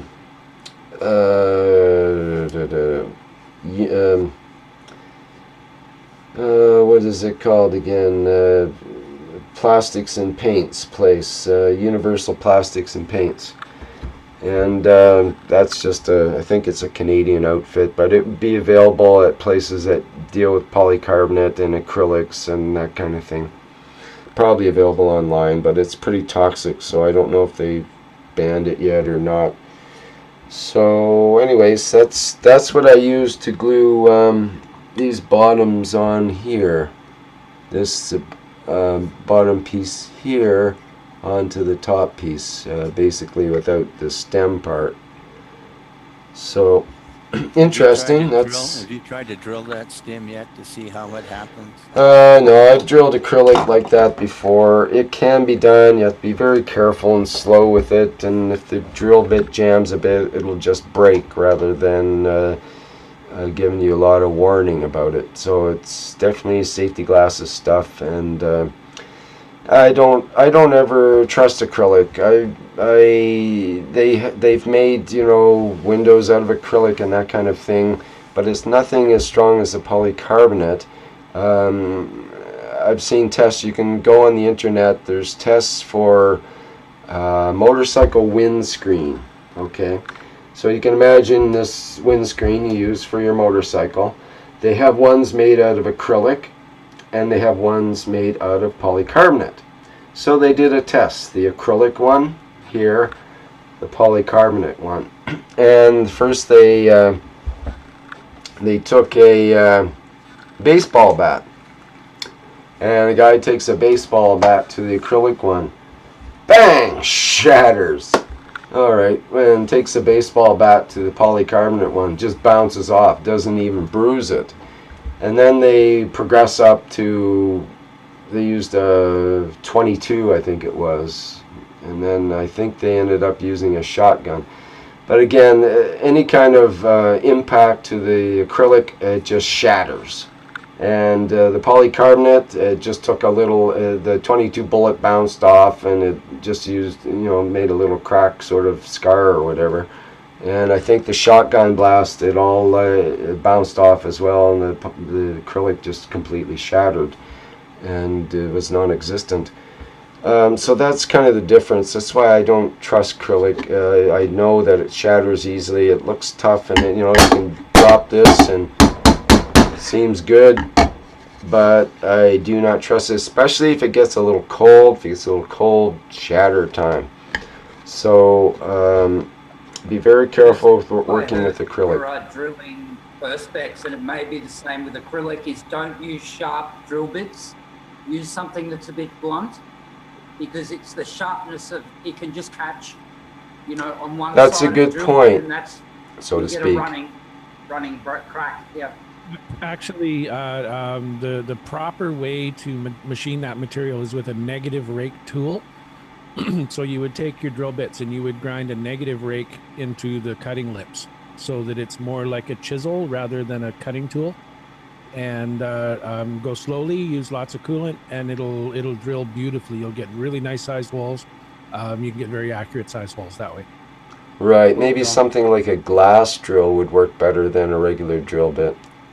Yeah, if you look at the end of a carbide a ceramic drill or a glass drill, those, you can see what I mean by a negative rake. The cutting lip, instead of being like a plane where the angle of the cutting wants to dig into the material, it's actually the opposite direction. So it wants to actually try to snip off the material. Right. So with metal, it's kind of self-feeding that way. It wants to pull into the metal, but you don't want that with the acrylic. You want it to just sit on the surface and sort of grind away at it rather than digging in. That's right. And you use the same technique for stuff like brass or beryllium, lead, any of the really gummy materials that are you could actually thread your drill bit into your material if you try to drill it too fast. Right, good point. Thank you. Good point, so to speak. Ha ha. 20 years of tool making has to have some use. Yeah, there you go. Well, it's had some use with the Keshe technology, I'd say. It's enabled you to be in the position where you are as a. What is your official position now, anyway, John? Lead tech support. Tech support, right on. And yeah, so your abilities, skills and abilities that were in your past have helped you to be in that position, basically, even though it's a whole different ball game in terms of the actualities of the situation. At least that's... Yeah, it's a little different than grinding out a plastic mold. Yeah, but you never know when you might be grinding out a mold just for because it's part of a new MagRav device that you need to have a certain kind of ground out mold. Who knows? Yep.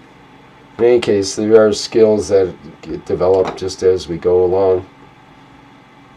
Yeah, I always count on you, John, so I want to pat you on the back and give you a thank.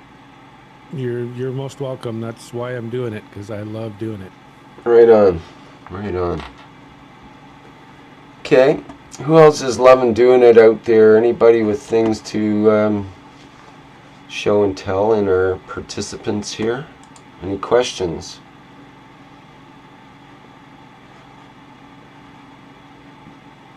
I see a question from Namaria. Would mercury GANs be similar to lead GANs?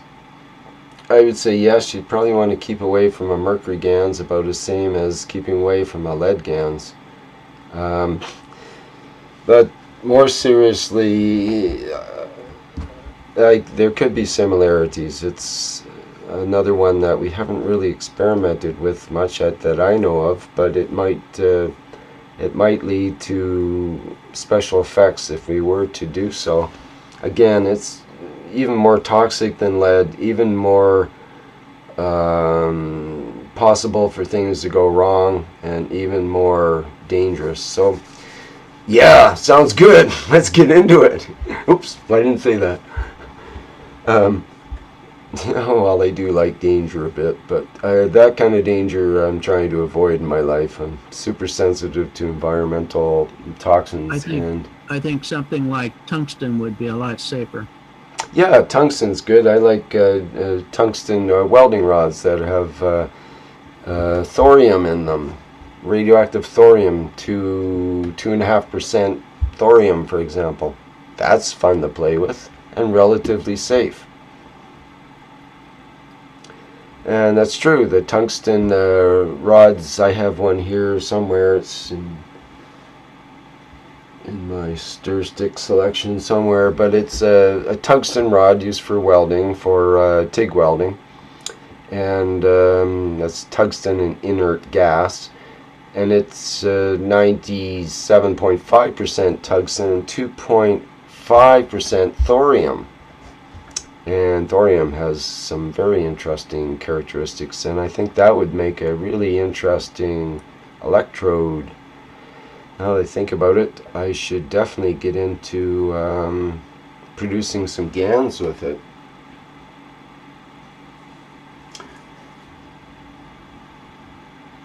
Yes, well, there we go. Another adventure to think about. How about a thorium rod? A thorium rod down the center of this into the reactor, and you can pull the rod in and out as a control rod for the reactor. That would make a good power stick.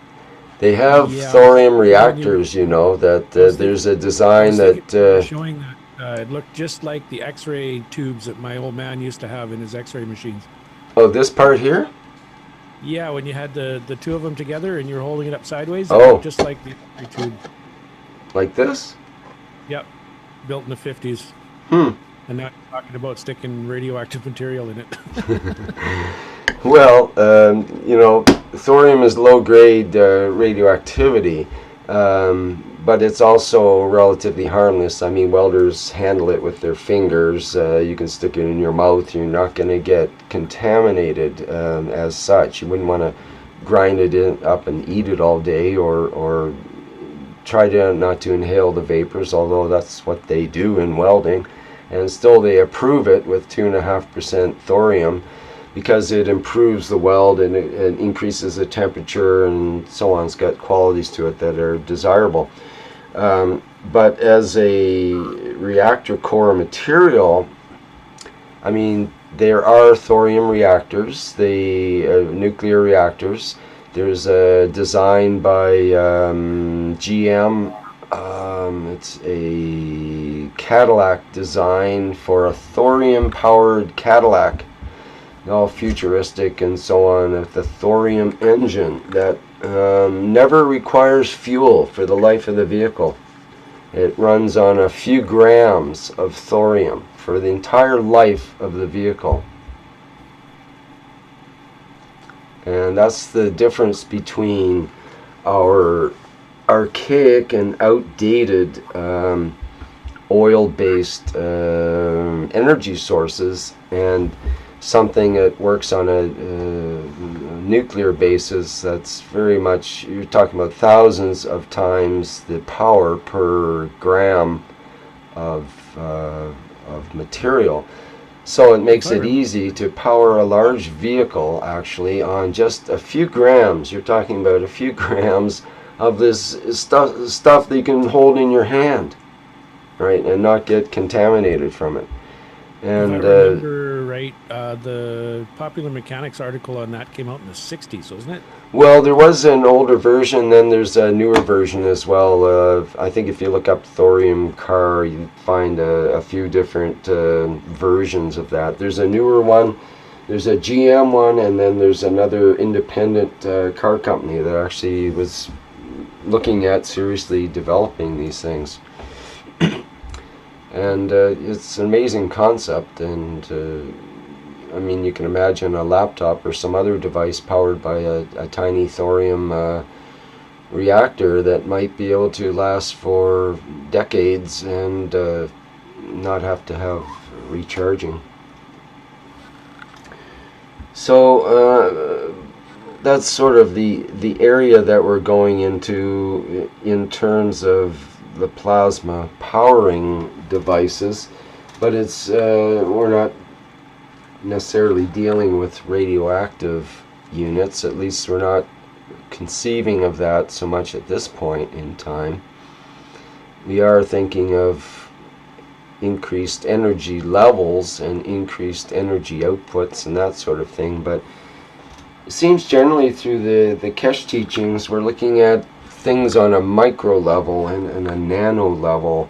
You know, the interactions occur in the layers of the nanomaterials, for example, rather than, and that creates the greater field effects that we see. And it's a bit of a different orientation than coming at it from the nuclear perspective, where you go for fission and fusion and so on. Fission, fusion, and confusion, mostly.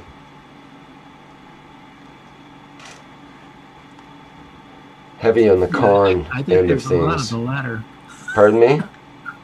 I think there's a lot of the latter, the confusion. Yeah, more of the con than the fusion, as we've been promised fusion since I was a kid, and that was more than 50 years ago.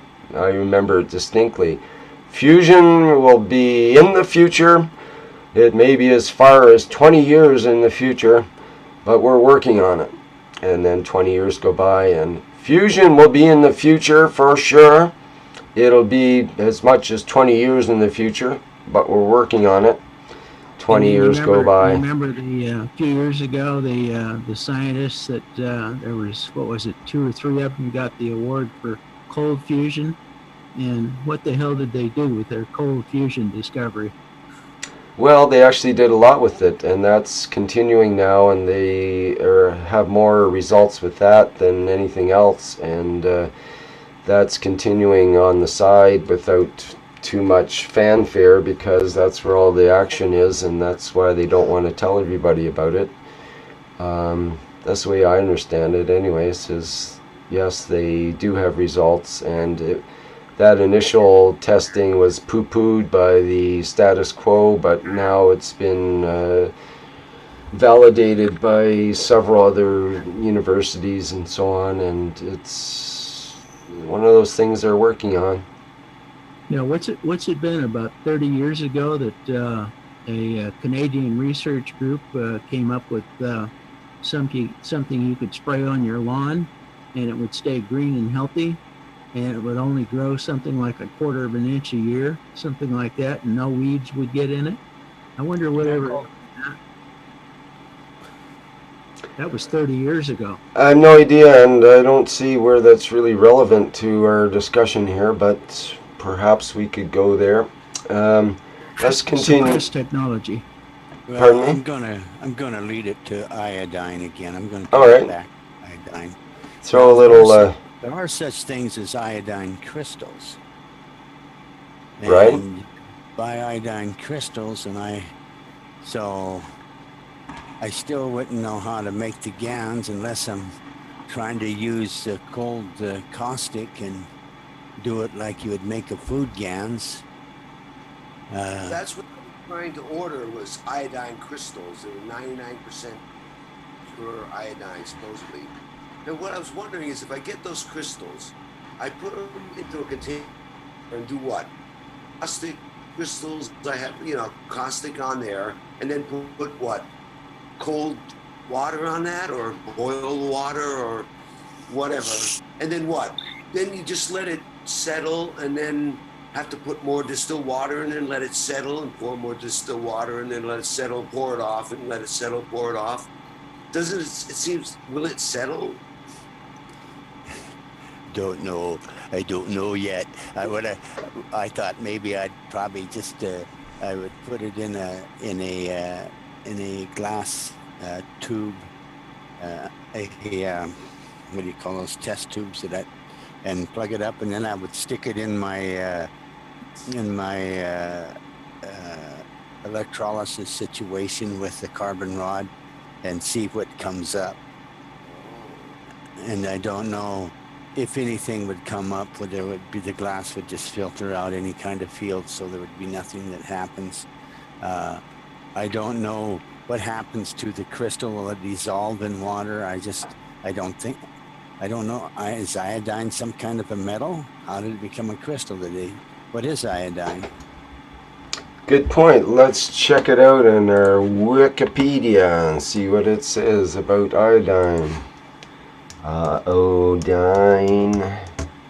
Yeah, the idea that I haven't been able to test it for non-metals, would be to place that in a container. I would think probably a thin silicon bag, something like that. Slip a nano-coated wire down into that material, so if there's any plasmatic fields that build up, it can transfer through that wire, and that would also allow you to connect that nano plate or your copper or carbon electrode. Yeah, sorry. By the way, iodine, not a metal, it's a halogen, same like fluorine, chlorine, bromine, iodine, astatine. Yeah, it's non-conducting. So I'm just wondering whether to make so-called GANs of iodine, or to use iodine salts when you make the other GANs of cesium or other the nearby materials which were recommended. Yeah, the non-metal GANSs, I'm having some confusion with the non-metal materials for GANSs.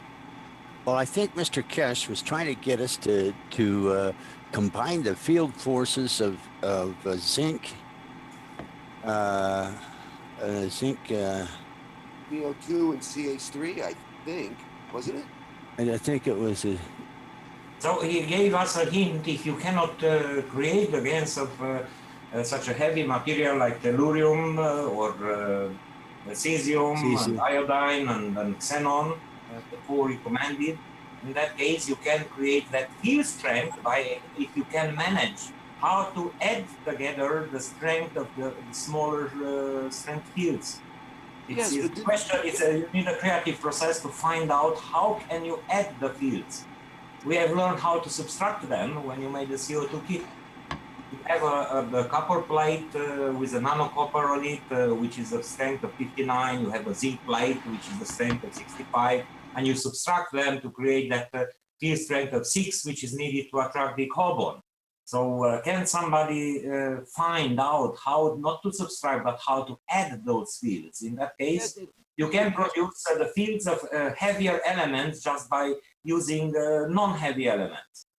Remember once Mr. Keshe told that he had a lab where in Belgium, and it was due to some institutes, scientists' decision that what he produced can be made only by radioactive materials, and that's why they did so many searches, and they never found any radioactive materials.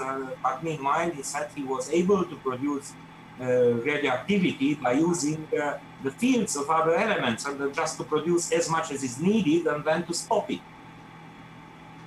yes, I think Mr. Keshe said the three elements. I don't. Is Denny? Oh, actually, I don't remember which three. I thought it was just the basic. element three. number 52, 53, 54, and 55. Tellurium, indium, xenon, and cesium. Cesium, yeah. Those are the ones you need to mix. Those three, which ones? Tellurium, indium, not indium, sorry, iodine. Tellurium, iodine. It's next No, to I need to get xenon. iodine. To get iodine, I think Mr. Keshe said you need copper oxide, CO2, and CH3. He definitely said three gases you can use to mix that'll total iodine. When I saw that, but that didn't make sense because we've been doing that already. I have been, we all have been, right? Mixing those three. Is that the fields of the soul? Is that iodine when you mix the three? What is the field strength of iodine? Can you tell us? No, yeah, it's on the Wikipedia there. I don't remember. I'm really bad You at don't have to remember. You open your reference and you see a periodic table of elements. Yeah, there it is. Atomic mass is 127 and around that, because it has also isotopes. There are lighter and heavier isotopes. So it's something around 127. So how much are the field strengths of what we told earlier? The copper oxide 96, the CO2 44, the CH3 is 15. How much is it you add them together? I don't know. I'm bad at math. What? Well, yeah. What is So that? it's just the elementary class, second class to add together numbers. It's not a difficult task. And now we have calculators on all the computers. You just click on the calculator and it's just simple. Yeah, but off the top of my head, it sounds like it's more than 127. So it's not matching the field strength; it's going beyond it. Yeah, so that's why I wanted to tell. Yeah. I'm not sure exactly what they were and all now, but when I did that before, but Mr. Keshe definitely said three. I thought he said. I mean, maybe I'm wrong. Does anybody remember that he actually said three gases that you get to mix to get iodine field strength? Anybody remember? I don't recall those words. No, I don't think those were his words. Maybe that was what I was hoping to hear. So sometimes our memory does tricks. So what we don't see fully, we complete it by our imagination. That's why a stage magician can fool us and can surprise us. Because we don't see what it is, we see what we want to see. Is it so, Rick? I was going to say that Shandor knows about that quite intimately. Being I just had about 13 years of stage experience into my past, distant past, when I was younger. Right. So nobody remembers Mr. Keshe giving listing three gases and totaling them up and saying iodine. I'll have to look again. I'll watch the video again. But okay. Yeah, it'd be good to get some more information on that. This is a whole new thing. So think about. Sorry. Sorry. when No, you no, please. when you put the copper, I'll let you guys arm wrestle for it. sorry. Speak, please. No, no. I forgot what I was going to say. Well, I Don't get worry, to you say can something. Can you remember. remember, I think I Shandor? found. I I think I just found. wanted to ask such a rhetorical question. So, if you are making the GaNs of the copper by using sodium chloride, so how about to use the let's say sodium iodide, or potassium iodide salt for producing GaNs of tellurium, for instance? Of delirium? Of what? Of iodine? You mean? No. What was the The last one? iodine has salts. So you know those pills which were distributed in the 50s in the time of the Cold War for the people who were afraid of the Soviets' nuclear bombs. Yeah. What are Was those it? iodine pills are made of? It's an iodine salt. Right. Mm-hmm. Oh, so you just need just to make your copper using iodized salt. Hey, Rick. Yes. Let me share screen just for a minute Sure. Go and see ahead. if I can do this. Okay, I didn't put the volume on, but there's the picture at 437 minutes where he was talking about it. If I go back and unshare screen, yeah, this is a public one, so I can do that all over again. I could I could play the audio. Just a minute. Let me stop share, and I'll go share again. And I would put on share computer sound. Right. And then I would go to this one here. And so here's where it is. Let's see what it says. Knowledge and the power. And my power belongs I to probably have to humanity, back not it to up. me. But there's But what he totally, was we can talking about. change. He's using copper and he was using zinc. That's all. Right.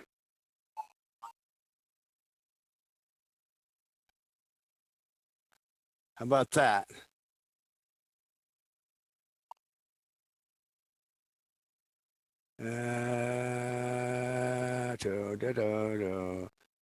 No, wait a minute. Stop. You need to go farther. Here he's got two circles. I think it's the physical pattern. I'm going to play it. Oh, You're not seeing it very well. Is that right, Rick?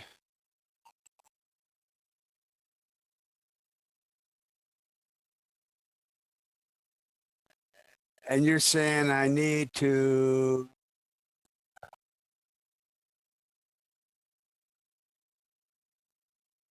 Okay, stop it. I stop shared. Now what do you want me to do?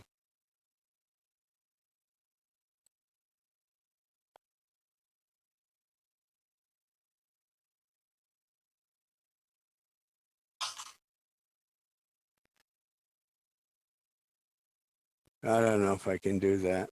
I'm not that smart.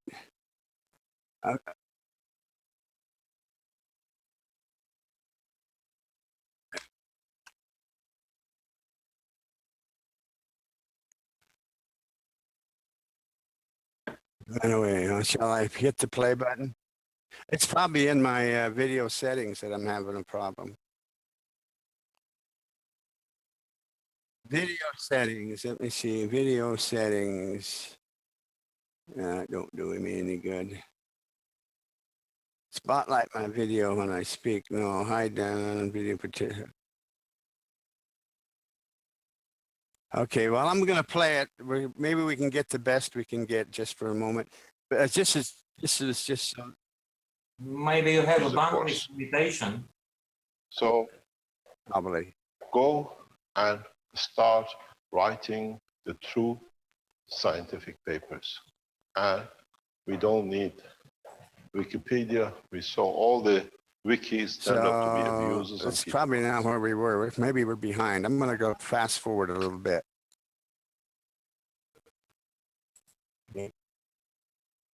that choking That's feeling Bernie. is the limitation of I don't want to give That's because about the Bernie's future can experiment. change. You, Professor, yesterday. We can deliver a technology Well, both I to don't the have the right Americans spot, and but to it's there somewhere. I have to go back and view it in order to get my information. So I'm gonna stop share because I'm setting us off on a tangent. I set you off on a tangent. Somebody else who wants to do it can do it, but but I thought he was making it rather simple for us, so we didn't have to go get and make the iodine GANs itself, but figure out how to set up our GANs as we already know. I think you're right. Yeah, I think you're right. Yeah, I think you're right. I think he did tell us how to, what Sandra was saying, how to combine the fields. We're right at it though. So I'll look at myself too as well. I think we may have already been doing it all along, actually, in a way. Like a lot of the things that we didn't know we were doing when we were doing them. Anyway, okay. Thank you Well, for that. there's a couple ways of looking at this soul stuff, and one is I guess the first nature that I would want to look at was being proof my own. I'm not really interested in finding out what somebody else is really up to, although that may be something that would have value at a particular time. But the other is getting myself in tune, especially if I want to create the plasma fields just with my own emotion and my own soul, where I'm not utilizing the physical structure of creating. That's exactly what I'm plasma. looking for. That's What I'm looking for. And Same exact thing. That's what I'm looking for. Well, I know somebody made glasses. I was like, that's cool to look at others, but I want it because I want to find myself. I think that's the only way I can fly my.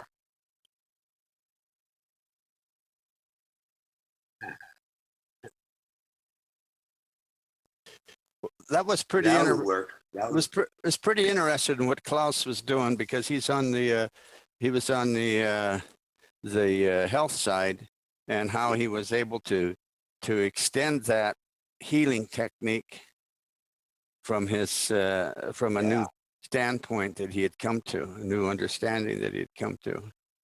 So that was see the guy's soul. So he used it for the right way, yeah. But I'm not a doctor, and I want to find my, if I can find myself, then maybe I can help the others that way.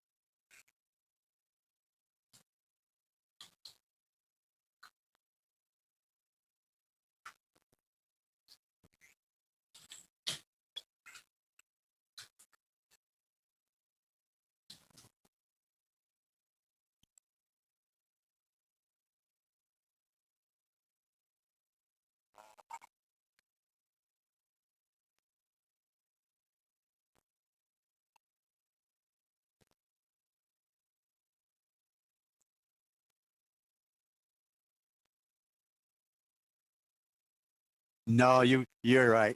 That's what he was intending.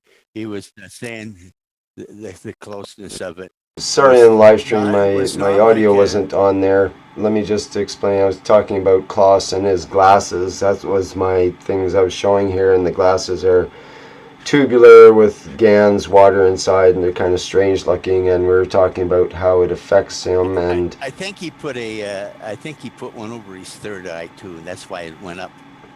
Could be, yeah. And the thing is, just the simple act of doing that, of putting on these bizarre shaped glasses and going out in public, or just being around others that give you some feedback. I think that's enough to activate one's own presence, to be more aware, more into that moment, more awake in that moment. Just because of the sort of the levity of the situation, you're taking a bit of a risk by showing this playful part of oneself. At the same time, you're a doctor. This is a pretty serious situation. A doctor's wearing these really funny looking glasses, and people are going, So he might as well have been wearing a Groucho Marx. Yeah, right. And but here he has some very serious, concepts and deep knowledge that's involved with this simple act. But at the same time, it takes some gusto. It takes a bit of initiative to actually put them on and go out in public, where you might not have that impression that you are that aloof doctor, that's the authority in the culture and so on. Here you are playing around with these strange looking glasses. It takes a bit of guts to do that. And I think that's an activating force, that will to do that. Automatically you feel like you're sort of in the center of attention in a way, but not in a egotistical way, in a way that it's more focused and just there in the moment, and really looking and able to pay attention to others and be more empathetic and so on, just because you did it.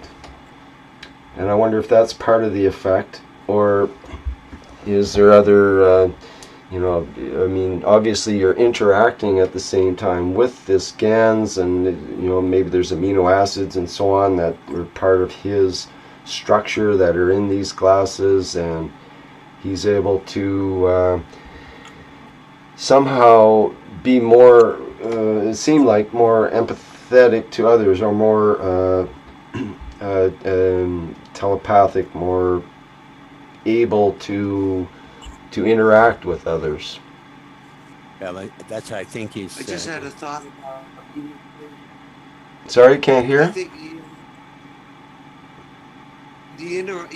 what you're saying about the mirror glasses.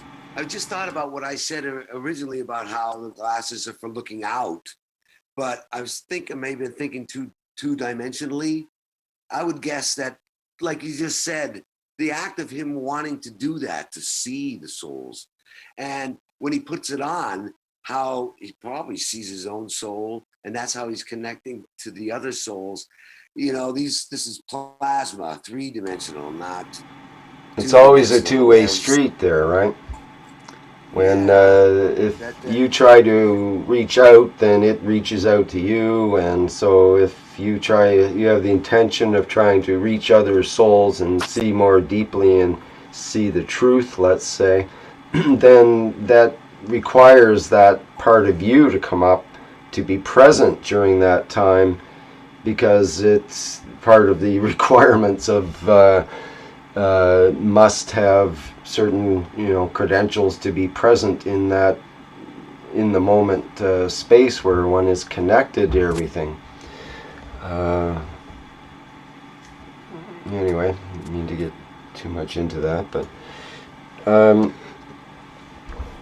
what else about that? Well, thank God for that. Sorry, Zoltan just said that he will try to send a short video, which you just made. Oh, okay. Waiting for it to transfer. Okay, that's interesting. Thank you. Anybody else have anything that they'd like to say or show? I see Zoltan is here in the chat. And do you think you can be present at the Knowledge Seekers Workshop, Zoltan? Or can Shandor ask you? I'm not sure if you're able to. It will depend that he will have to do the funeral ceremonies this week, and it's not yet established on which day. He is a pastor in a small village. Right. Giving, Okay. assistance for the soul of the people. Yeah. So maybe next workshop or something then. So of course he would like to. And then there's the security clearance kind of thing too that should probably be straightened out. How to do that security clearance? I know there are special forms for manufacturers, for those who want to participate to the teachings, but is there a special security clearance form for such a general purpose? Yeah, So I'm not clear on that exactly. It's no problem. He can send also his dossier, his folder from the Securitate from the 80s, if somebody wants to know why he became a minor for a period of time, for some couple of years. You know, the Pastor Jim didn't like people who can talk to the people. Yeah, I'm not sure how the approach goes on that. I was told that people should be cleared by security before presenting things in the workshop. And most people have been cleared already, they're regulars and so on, but there's also new people that come in that are supposed to be cleared. Now, it's very good. So there is a security group who is taking care to check the personal data which are submitted, to do a little vetting, a background check to see whether it's a good man or a criminal or something. We don't want criminals in. And grace to that, for instance, in the near past, we had blocked somebody from Canada who was 1 week later arrested after he came here, was arrested as being part of Andrangheta. Maybe you have seen the news there. yes, right. Yep. Mafiosos. Yep. But the thing is that they are working based on data which they receive online, and for that there are forms, and I don't know if there is a special form for such a general purpose. I know there are forms for teachers who want to become to establish local foundations or to become. Yeah, I don't think there's a form. No form, so far as I know. Maybe that's something we should do, is have a standardized way of vetting the people that want to present things in the workshops. Yes, of course, of course. Okay, we'll probably have to talk to Mr. Keshe Keshe about that. Security group to do that, and I know just the programmer is working on development, making several new forms, etc. Okay, well, that's something we definitely have to. It should be. It depends of the kind of the clearance. You need a different clearance just to talk, to present something. Then you need a different clearance if you will have access to such a classified data. It's a deeper one. Yeah, that's right. One for that. So yeah. It's a normal. You know, in Europe, for instance, in business, companies are obliged to do such a vetting of their new customers just to avoid money laundering. Yep. And also, just to let people know, if they want to become part of the Keshe Plasma Reactor group in the Skype group, that was the original format that we've used now for several years, then you have to be vetted before allowed to be part of that group as well. There's actually two Keshe Plasma Reactor groups. Keshe Plasma Reactor Group and Keshe Plasma Reactor Group 3.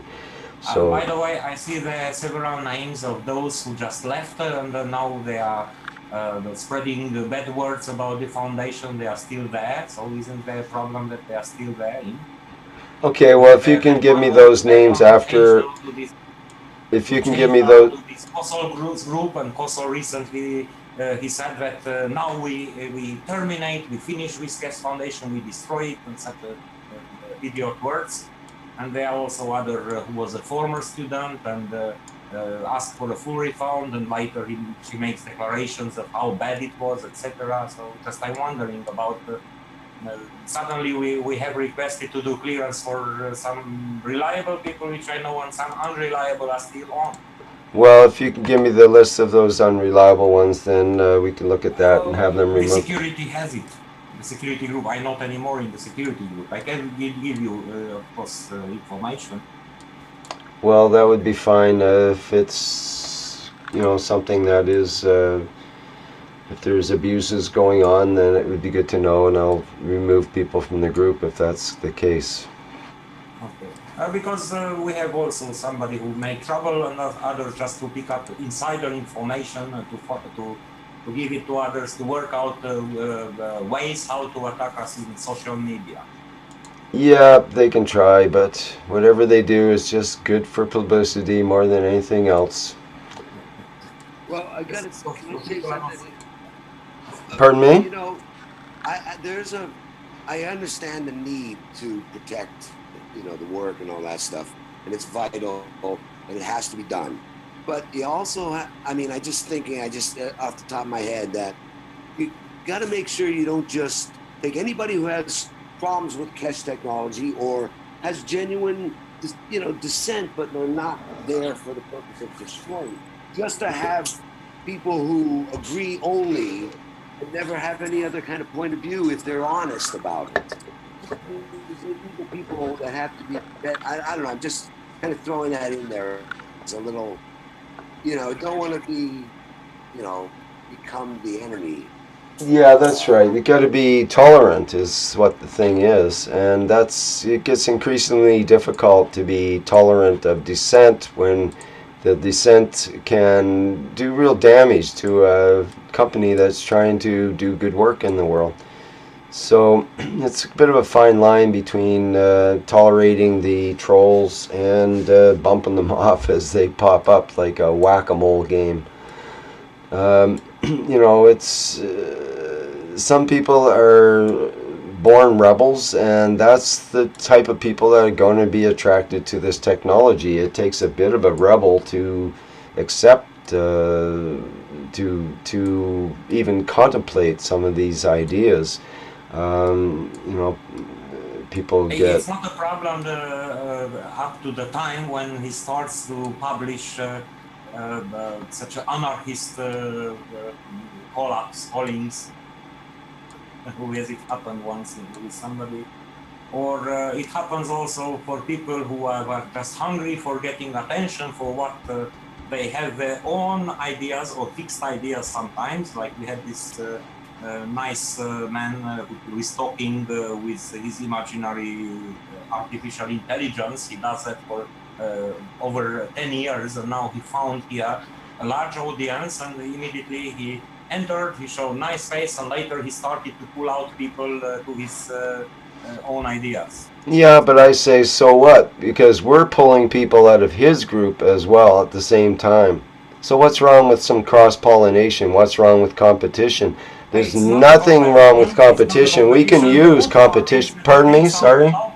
Sorry, I didn't hear that. Sorry?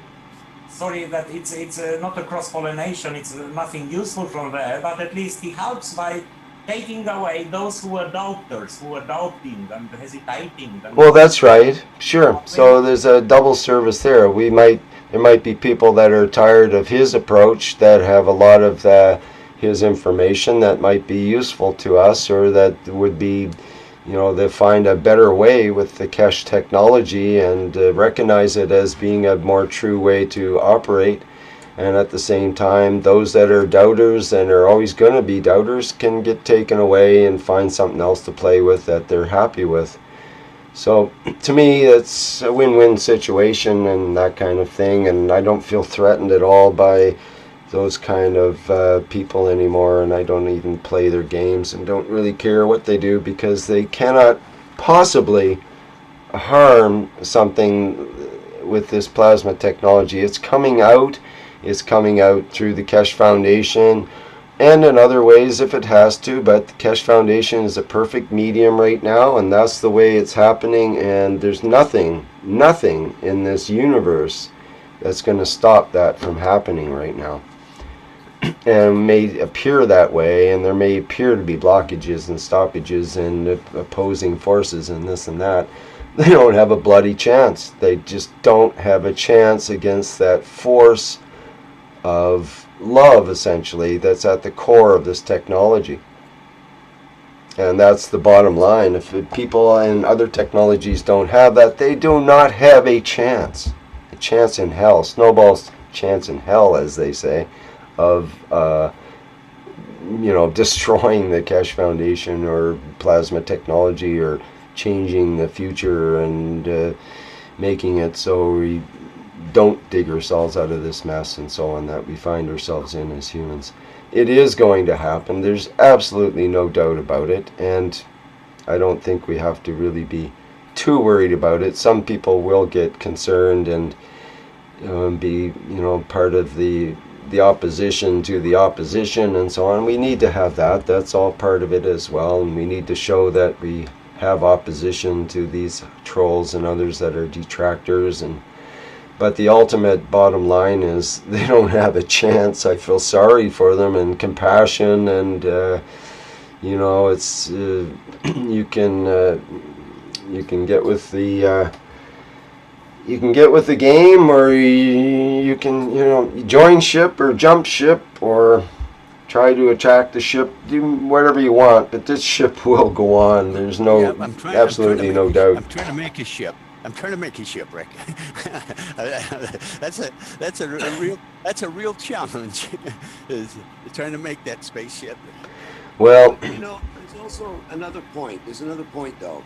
There's a difference between that fella who's got his own agenda, but he doesn't hide the fact that he's gotten this technology from Keshe, and he does make Ganses, and people buy them, and even if they don't work, they're still in the presence of these fields, and it gets spread. And there's some detrimental thing, but there's a difference between somebody who's using given patents. Mr. Keshe gave the patents away to him to use however he wants to do, as long as he doesn't pose it as Keshe sold technology. He's not breaking any laws, or he's not doing anything illegal. There's a difference between him, yes, leading some away and, temporarily, putting people off because it's not a good product.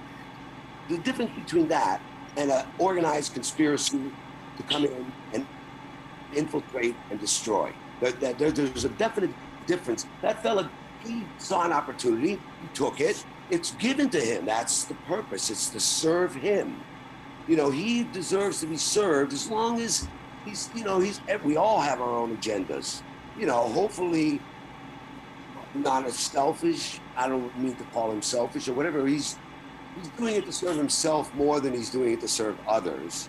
But others at the end are getting served. If they get frustrated, it's their problem that they don't go look for the Keshe Foundation and buy the real product, learn how to make it themselves or whatever. But I just wanted to make that point. Yeah. Yeah, thank you. I think that's right. So, there's lots of different ways to look at these kinds of things, but generally, something just dove into my reactor and jumped back out again. That was interesting.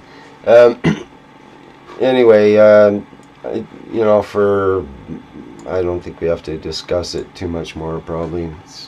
I like to keep things orientated more on the scientific end of things as much as possible, and let the various detractors and trolls sort themselves out as they may. But anyways, I'm glad it gets brought up, and glad we have a little talk about it. It's good to bring these things up in the open and just know more about it. So, well, okay, I was last week, and even I had a little, as I start to make this the new plasma generators where you put your box full of GANS water, liquid plasma, and the plasma in the bottom, the mixture, and you start to build your reactor. Found out there was a lot of ways to do things. Do you have some video you'd like to show, Denny, or? I had drawn up something that I was going to make, and and it was simple enough. And so I've got the parts. I might want to see what I can do here. I'll see if I can open up this particular one. It's okay. Here I go. Now that I got that open, let me see if I can then get back to screen share. Screen share, and there it is. So I've got. I think you can see that. Oh, it's really pixelated. Again, I have a. I don't know if it's just me or what here, but it's. Do everybody have a choppy picture? You can't read the print. Any other feedback on that? I can't get any feedback. Well, Okay, I can see the. It's hard to read the print. It's all kind of blocky and strange looking, well, but there's I no can see sense the sharing picture's it. good. There's no sense sharing if it's. Try gonna be- sharing a window rather than sharing your desktop. I don't know what that. Should give you a choice of the window or the desktop. I'll just take a look and see why I'm not understanding what's going on. It says. So you go to your share screen, and what do you see there? Do you have several options as what to select? It says it has several, and I'm not sharing my desktop. I'm sharing a window of a print software. And you don't have the optimized for full screen video clip checked? I don't think you should check that. I got that on. I'm going to take that off. That might help. I'm going to do this one more time. Oh, wow. Yes. Yes. That was it. So thank you. That's way gooder. So this is the, once I saw Armin's thing, this was a combination of everything. I threw everything in the kitchen sink on this. I wanted to have 2 axles. I wanted to have 2 motors, and so I went down and bought me 2 slow spinning battery powered drills, one for each side. Mm-hmm. And I got me the bearings, and I already had those plastic balls like Armin showed. Yeah. I already have those. I've had those for months. Yeah. And so I have copper washers that there are the yellow turners. Those I have, and so that's what I was going to do. I was going to spin the copper washers, and over here. Oh, I better annotate. I can do annotate, so that makes it a lot easier when I annotate. So this side here spins the red ball. Mm-hmm. This side here spins the copper washers that I was putting together. And this right here was just a 3/8 inch copper tube. And you've got 2 other spheres around the red one. Yeah, this the red one, I was just going to put the copper oxide GANs.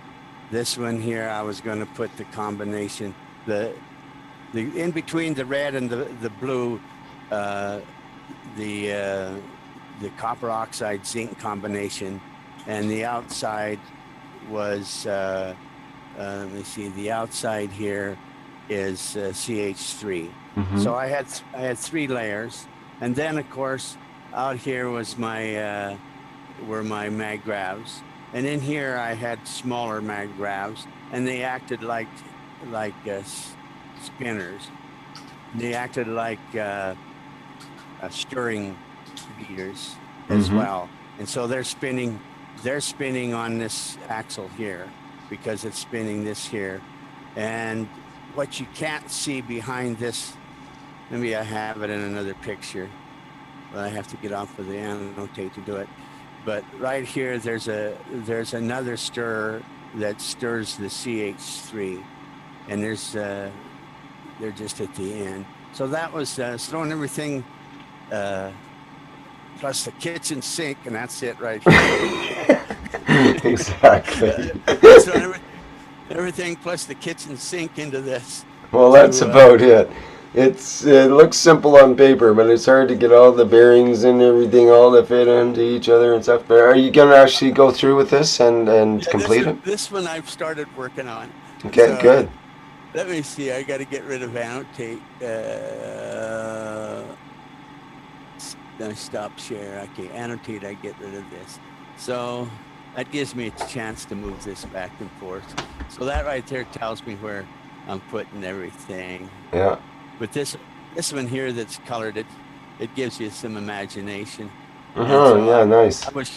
I was showing another person what I was doing. Of course, I can't do it this way because my drills they fit better sideways. I lost everything. There it is.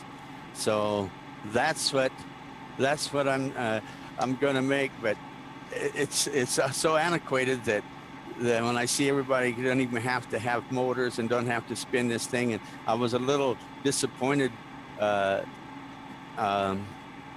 The 121st, not this Knowledge Seekers, or maybe it was before that. Yeah, it was before that. Armin was showing where you don't need motors, and he was going to put it together, and it hasn't come back for the last 2 weeks. How he was going to do that without using motors. Yeah, it's a tricky deal, isn't it? We've seen some revelations like we saw earlier tonight with the configurations and so on, but to get some actual rotation action, there's another fellow, Rene Meshish, who has an interesting video of a vortex created by a rotating magnet under a test tube-like tube. And the ingredients in the tube are rotating at a very good vortex from the rotating magnet underneath the tube. And I wanted to find out more about that maybe in the next workshop. But yeah, great, Denny. That's nice to see you working at that. And it's very similar design as we saw in some of the early reactors from the Keshe patent, actually. You know, with the rotating parts inside and so on. If you put the whole thing under vacuum, you'd have basically the same components as the initial Keshe reactors. It was so funny, though, in that 121st Knowledge Seeker, Keshe was saying, you can perforate those spheres. They can have holes in them. And so what I've done, I have some GANs being made, so I put the small spheres into my GAN, my CuO2 mixture that I'm making, and then I put the medium one in the CO2 zinc combination, because I don't think I can right now. I have the skill to separate the zinc and the CO2 out, so I call it a CO2 zinc one, and then I've got the larger one in the CH3. So basically, I'm trying to imbue them with the fields for another experiment, so that if I just put them together, throw the liquid GANs in it, I've got the field stored in the right plastic already. Yes, and yes. I don't know if that works because I don't have the experience or the confidence in it. But right. Well, I that's. have to get it by making it. There's only one way to get that experience and confidence, is to make it. That's right. Yep. It's like this. How do you join the Siemens Union and go to C? Well, you have to be the C to get to join the Siemens Union. Well, how do you get to go to C if you haven't joined the Siemens Union? Well, you can't.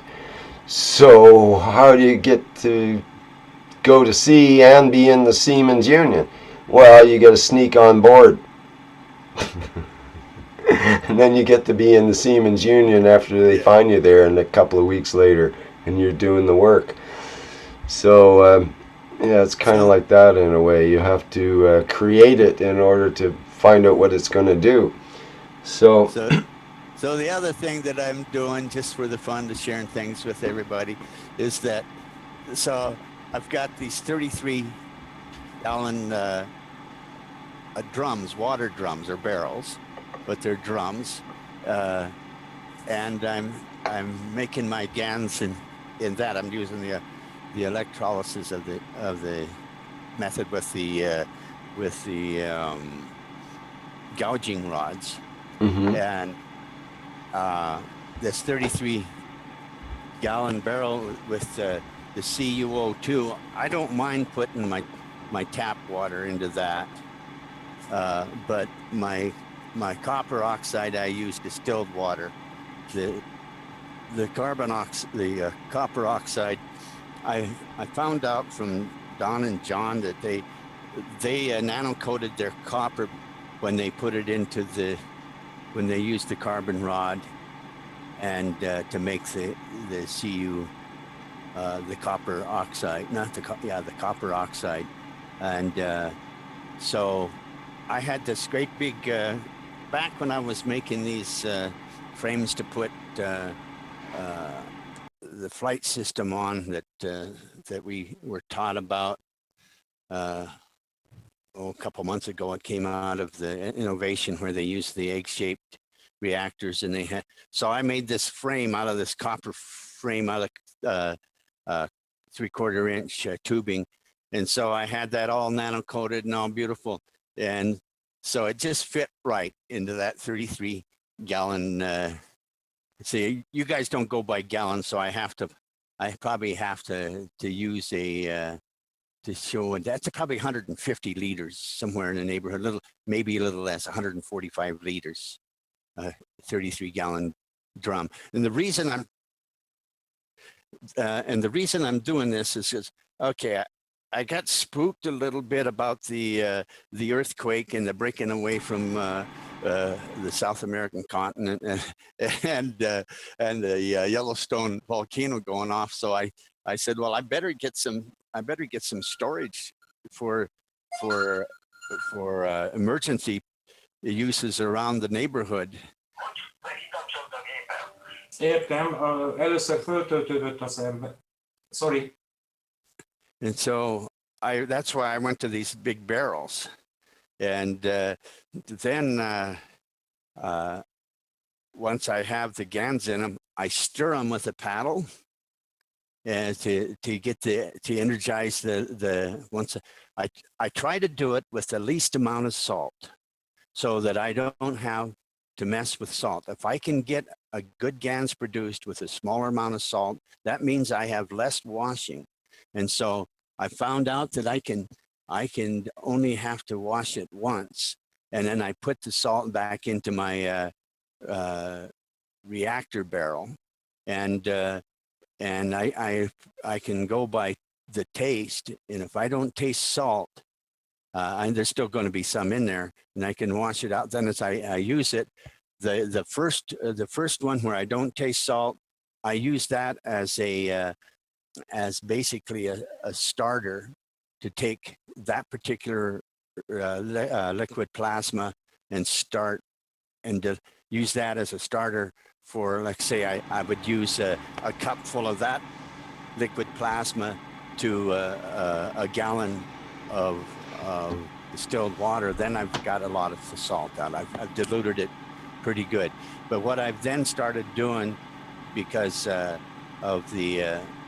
stirring the liquid plasma with a paddle.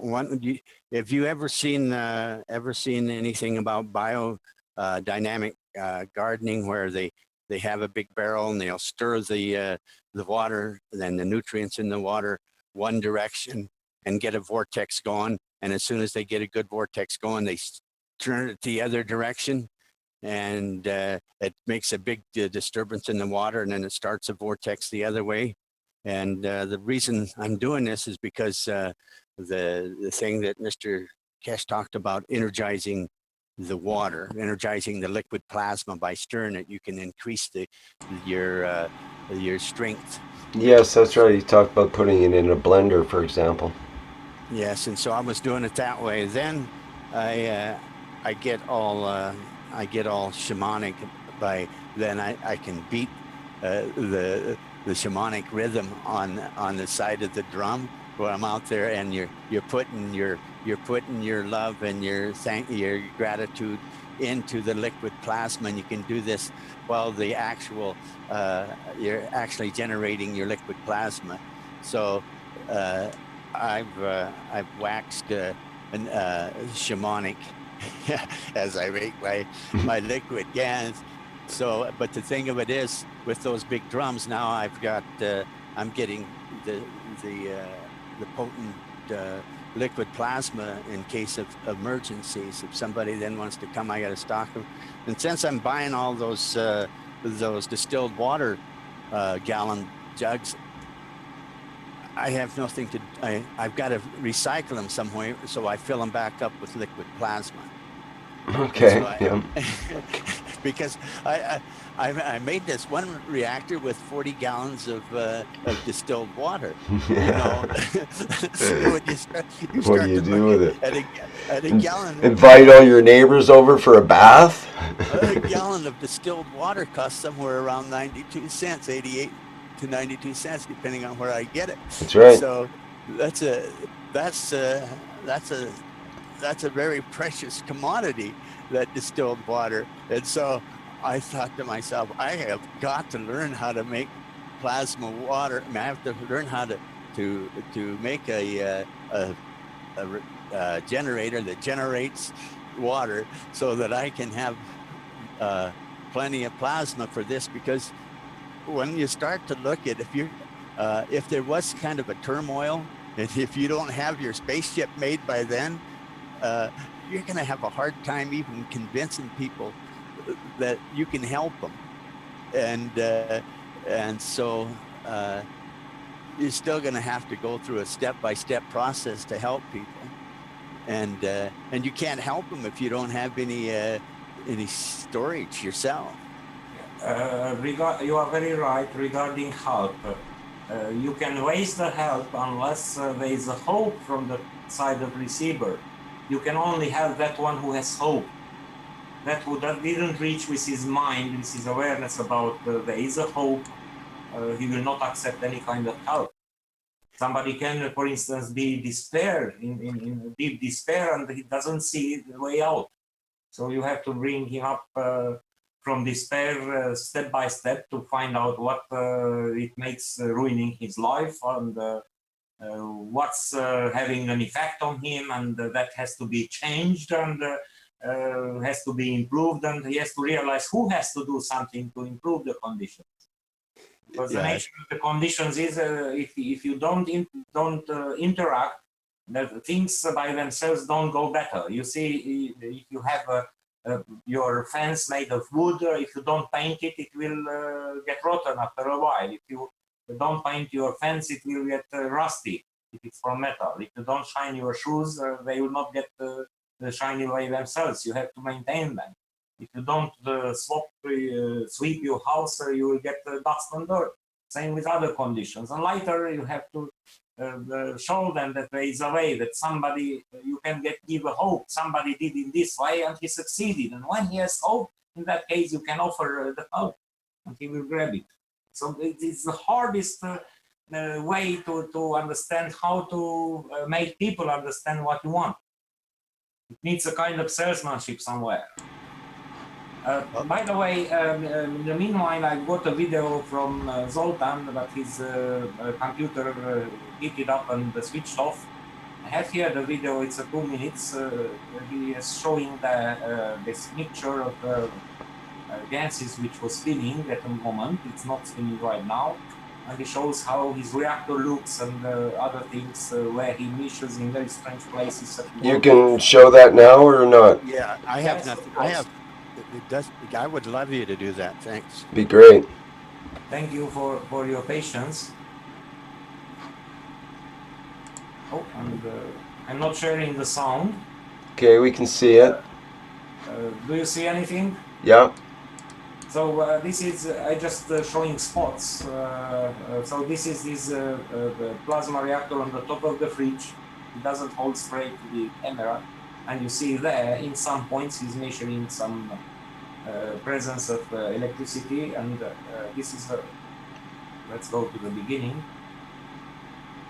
So this is his mixture of gases, which Okay, wait a minute. What did we just see there, Shandor? It showed his detector. On his desk, on his kitchen desk, on his working desk, there is the mixture which produces that spinning. It's a 3 meters distance from the Negev, and what you see now on his vinyl cover, it's a cheap vinyl cover. He is measuring the voltage. Right. On his desk, and not on other things. So it seems insulated by that piece of paper, but the plastic is has a charge. Yeah, it's very interesting, and it's quite a couple of steps away from the magnet. Okay, so like the lighter. So there's definitely some fields underneath or inside of this container at this point. Then it's not like it's totally isolated from itself or anything, even electrically speaking. Look at that, yeah. Interesting. See around the plastic container, it is the voltage. It's a it's a live detector, the cheapest. Yeah, how far away from the Magrev did you say it was? About 3 meters. You will see now how many steps he makes. Right. 1, 2, 3, 4, 5 steps away. Oh, I see. The fridge doesn't show voltage. In the past it has shown, and this is his Negev. I see. Made in some plastic boxes. And it's only showing a field like really close to it too. You can see it going off and on there. Yes. Okay, that's interesting. Oh, that's all. So I told him to have his camera handy if he sees again such a spinning thing. In that case, he should take better a video instead of taking still photos. Okay. Because if something is moving, it's better to see it in a motion picture. Yes, definitely. And by the way, what we have seen yesterday at the Knowledge Seekers workshop, this special Knowledge Seeker workshop, that spinning liquid, it's really the most fantastic thing in the history of the science. That was Gatua. He showed that Dr. Gatua, who's the who teaches the agriculture. Yes, he is. And he's a very pleasant individual. Interesting thing. So he told what he used for, and we all have the components. We have these gases, the liquid, the top of the gases. Of course, they have to be washed with salt. So you will have to waste some distilled water, but you don't waste it because the water which you use it for cleaning the gas, you put in a bottle which is labeled, and you use it to fill your kit for making gas. So you have the CO2 kit, you refill with the water which you use to wash the CO2 gas. Same with the copper washing liquid you use to refill the same evaporating water from that kit which you use. In this way, you put back the salts in their place, and you save the distilled water. And what you use from the last washing, that's the so-called liquid plasma. Just before to use it, shake it up together with gas, shake it up well to energize it well, and let the gas go to the bottom, and you use the water from the top. You make a mixture of all the gases. So I just shown yesterday to the Hungarian group in their language. So I just made the same drawing what was shown by Mr. Gatwa. So you see here it's this jar made of plastic with the mixture of the gases, gas waters, and some gas on the bottom. And here on the top it's the ball. There are two balls, one inside the other, and fixed with a nano-coated copper wire. It's just to keep this in the middle. It's no any other purpose. It works without that too.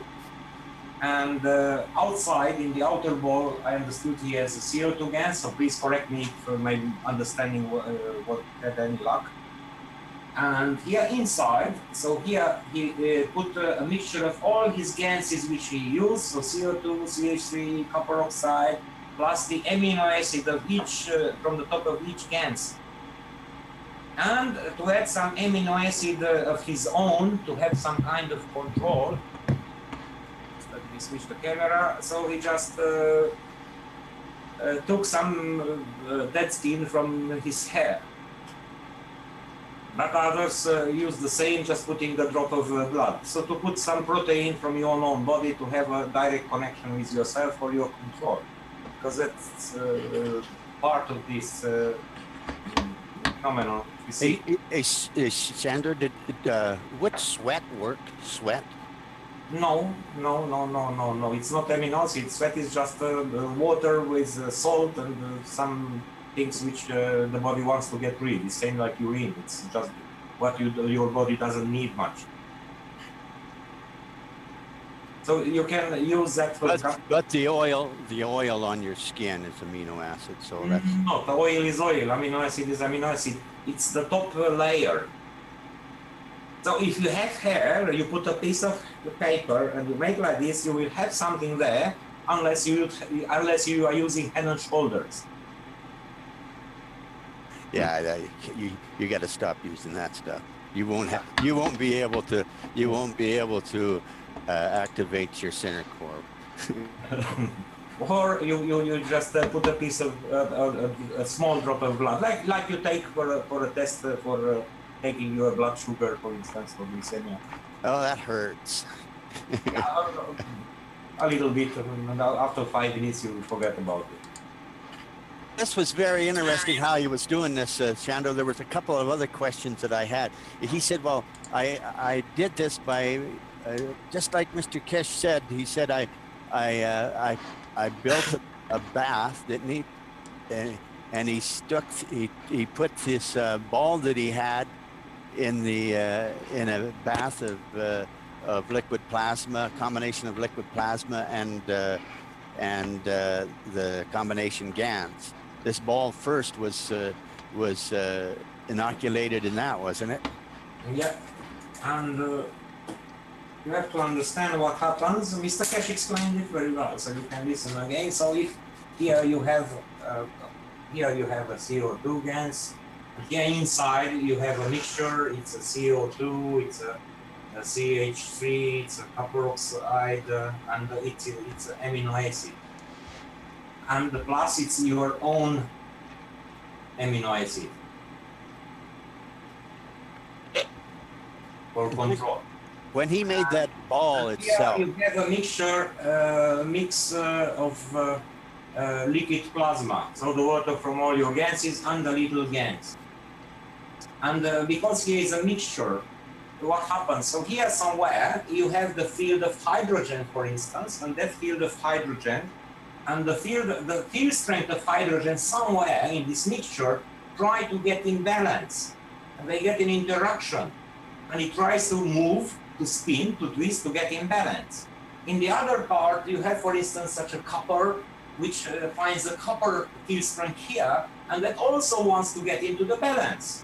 And what happens while these two plasmas with different strength at different places try to, or several ones, try to get in balance, so this point to get as close as possible to this one, if it's gravitational force, or in the same time, this point from here tries to get in balance with this one, and if you have a big randomity, whenever it twists for one to position, the other moves also and gets out of balance, and that again makes another force.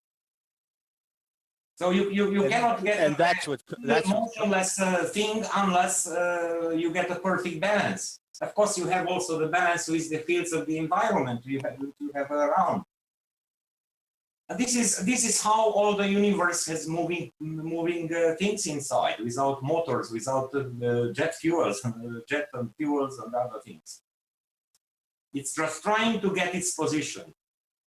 So you have a field here, you have another field here, you have another field here, and you have to understand you have a high strength in the middle and it's decreasing. And let's say from here you have from hydrogen to, let's say, uranium, and you have some here carbon, you have some here oxygen, you have some here copper, and so on. And the same field strength places in these independent plasmas, they get in interaction.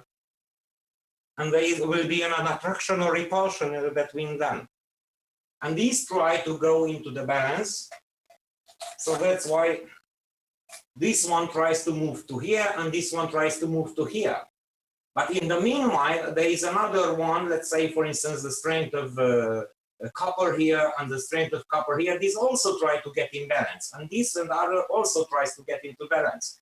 And they try like a big clockwork to try to get into a position where all the fields to get in balance. And that never happens for over who knows how many trillions of years.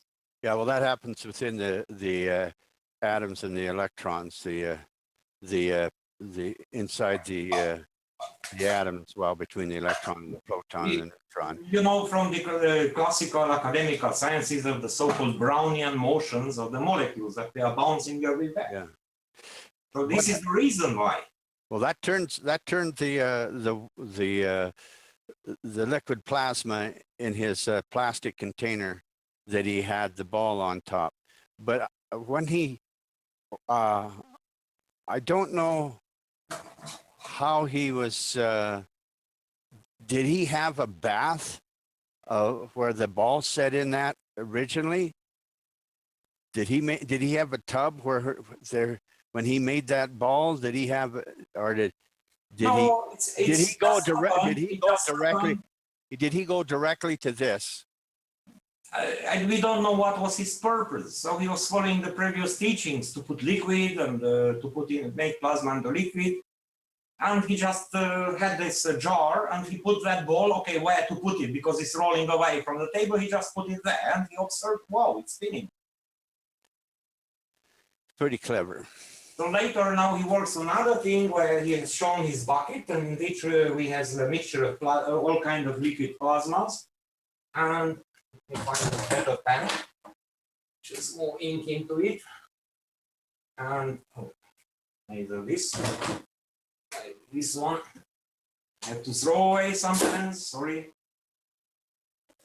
Let's try to find another one. And here he has put some floating balls there with different charges and putting something on the top and trying to make here such a motion. So we'll see these will be positioning one in respect to each other in certain way and creating certain formation. We saw a similar thing with Douglas as well. He showed 3 balls in a bucket that were arranging themselves with a rotating ball. Yeah, more people are working on it, and you can work also. So to buy some cheap plastic balls, it's not a complicated thing. You see, there are such toy dispensers, for instance, in some supermarkets or stores. You can buy a toy for kids for putting 2 coins inside, and you can use those, and you can get in different sizes. Yeah, you can use your ganses to make combinations. Think about how you make it. Or you have the tiny paintball, acrylic paintball, not the gelatin, but the acrylic ones. Such a empty paintball shells. So it's easy to find different dimensions and just to put them together. You don't need a recipe, so where from to buy how. Look around what you can find. Yeah, I have some of those acrylic balls. Yeah. Had them for quite a while for other experiments that I was going to use. By the next week, it would be nice to see more people replicating this one to create motion without using motors and batteries. Yeah, it'd be great to see some more people trying that and getting some more results. I think that's important right now. It seems to be the focus. And don't forget the amino acid for having the control and the connection. Right on. Thank you for all the reminders there, Shandor. Thanks for your patience. What did you say the last part? Don't forget what? The amino acids. Oh, yeah. Yeah, that's... as a connection. Yes. Well, I already started one of those also that Gadawad's done. He showed that in a private lesson too. He showed that before he went. And that was interesting. He didn't have time to go into it in the private lesson because he was talking about agriculture. Okay, I see Randy has his microphone and video open. I'm wondering if you have some question or something you want to show. Oops, now he turned his audio off, so I guess he didn't want to. I'll just mute your video then too.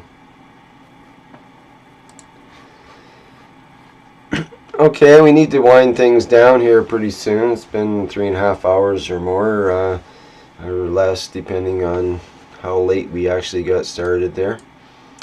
But anything more to show and tell, or any more questions? I don't have anything. Thanks. Great, thanks, Rick, for today's light meeting. It was more convenient for me. I cannot come back so early in the morning. Okay, we'll try to be late for you next week too, Shandor. No, sorry. But anyway, don't change for my sake, because for you it's very late night. Yeah, it is, and I didn't expect it to be this late. I'm sorry for people that are trying to stay up and so on and so forth, or didn't attend because it was too late. But so it goes sometimes in my life. You're already living in a universal time. I think I've been only late for one other of these workshops over the last few hundred, so we're not doing too bad. Anyway, let's wrap it up for today. We showed quite a bit, talked about a lot of topics, good participation. Thank you, everybody. It was really cool, some of the things we bring up, and I'm quite happy with the way things are going. Always like to see a little more progress, and I especially have to chastise myself in that regard. So I'm going to try to put together some things that actually can do stuff rather than talking about ideas and concepts that might do something. So that's the idea. Everybody out there, just keep trying things, and that's what the guys in Africa are doing and getting good results. So sometimes it's a matter of just putting something together and trying it, and often it's a relatively simple design, simple apparatus. It just takes the thinking it through to get to the point of making it simple, and that's sometimes difficult. So it's simple but not easy. But I think it's within the grasp of all of us to come close to this technology to the point we can give our understanding to others and have them increase their knowledge from what we do. So that's what it's all about, is sharing and bringing new understandings to each other. So let's carry on, and we'll see everybody next week around the same time and place. That'll be Tuesday sometime in August. I'm not sure which date it is, but it's almost always Tuesday night at 10 o'clock p.m. Pacific time for the Keshe Plasma Reactor group. Okay, I'm going to wrap it up here. I'm going to shut down the live stream. Thanks, guys. Thank you, and thanks once again to everybody for attending.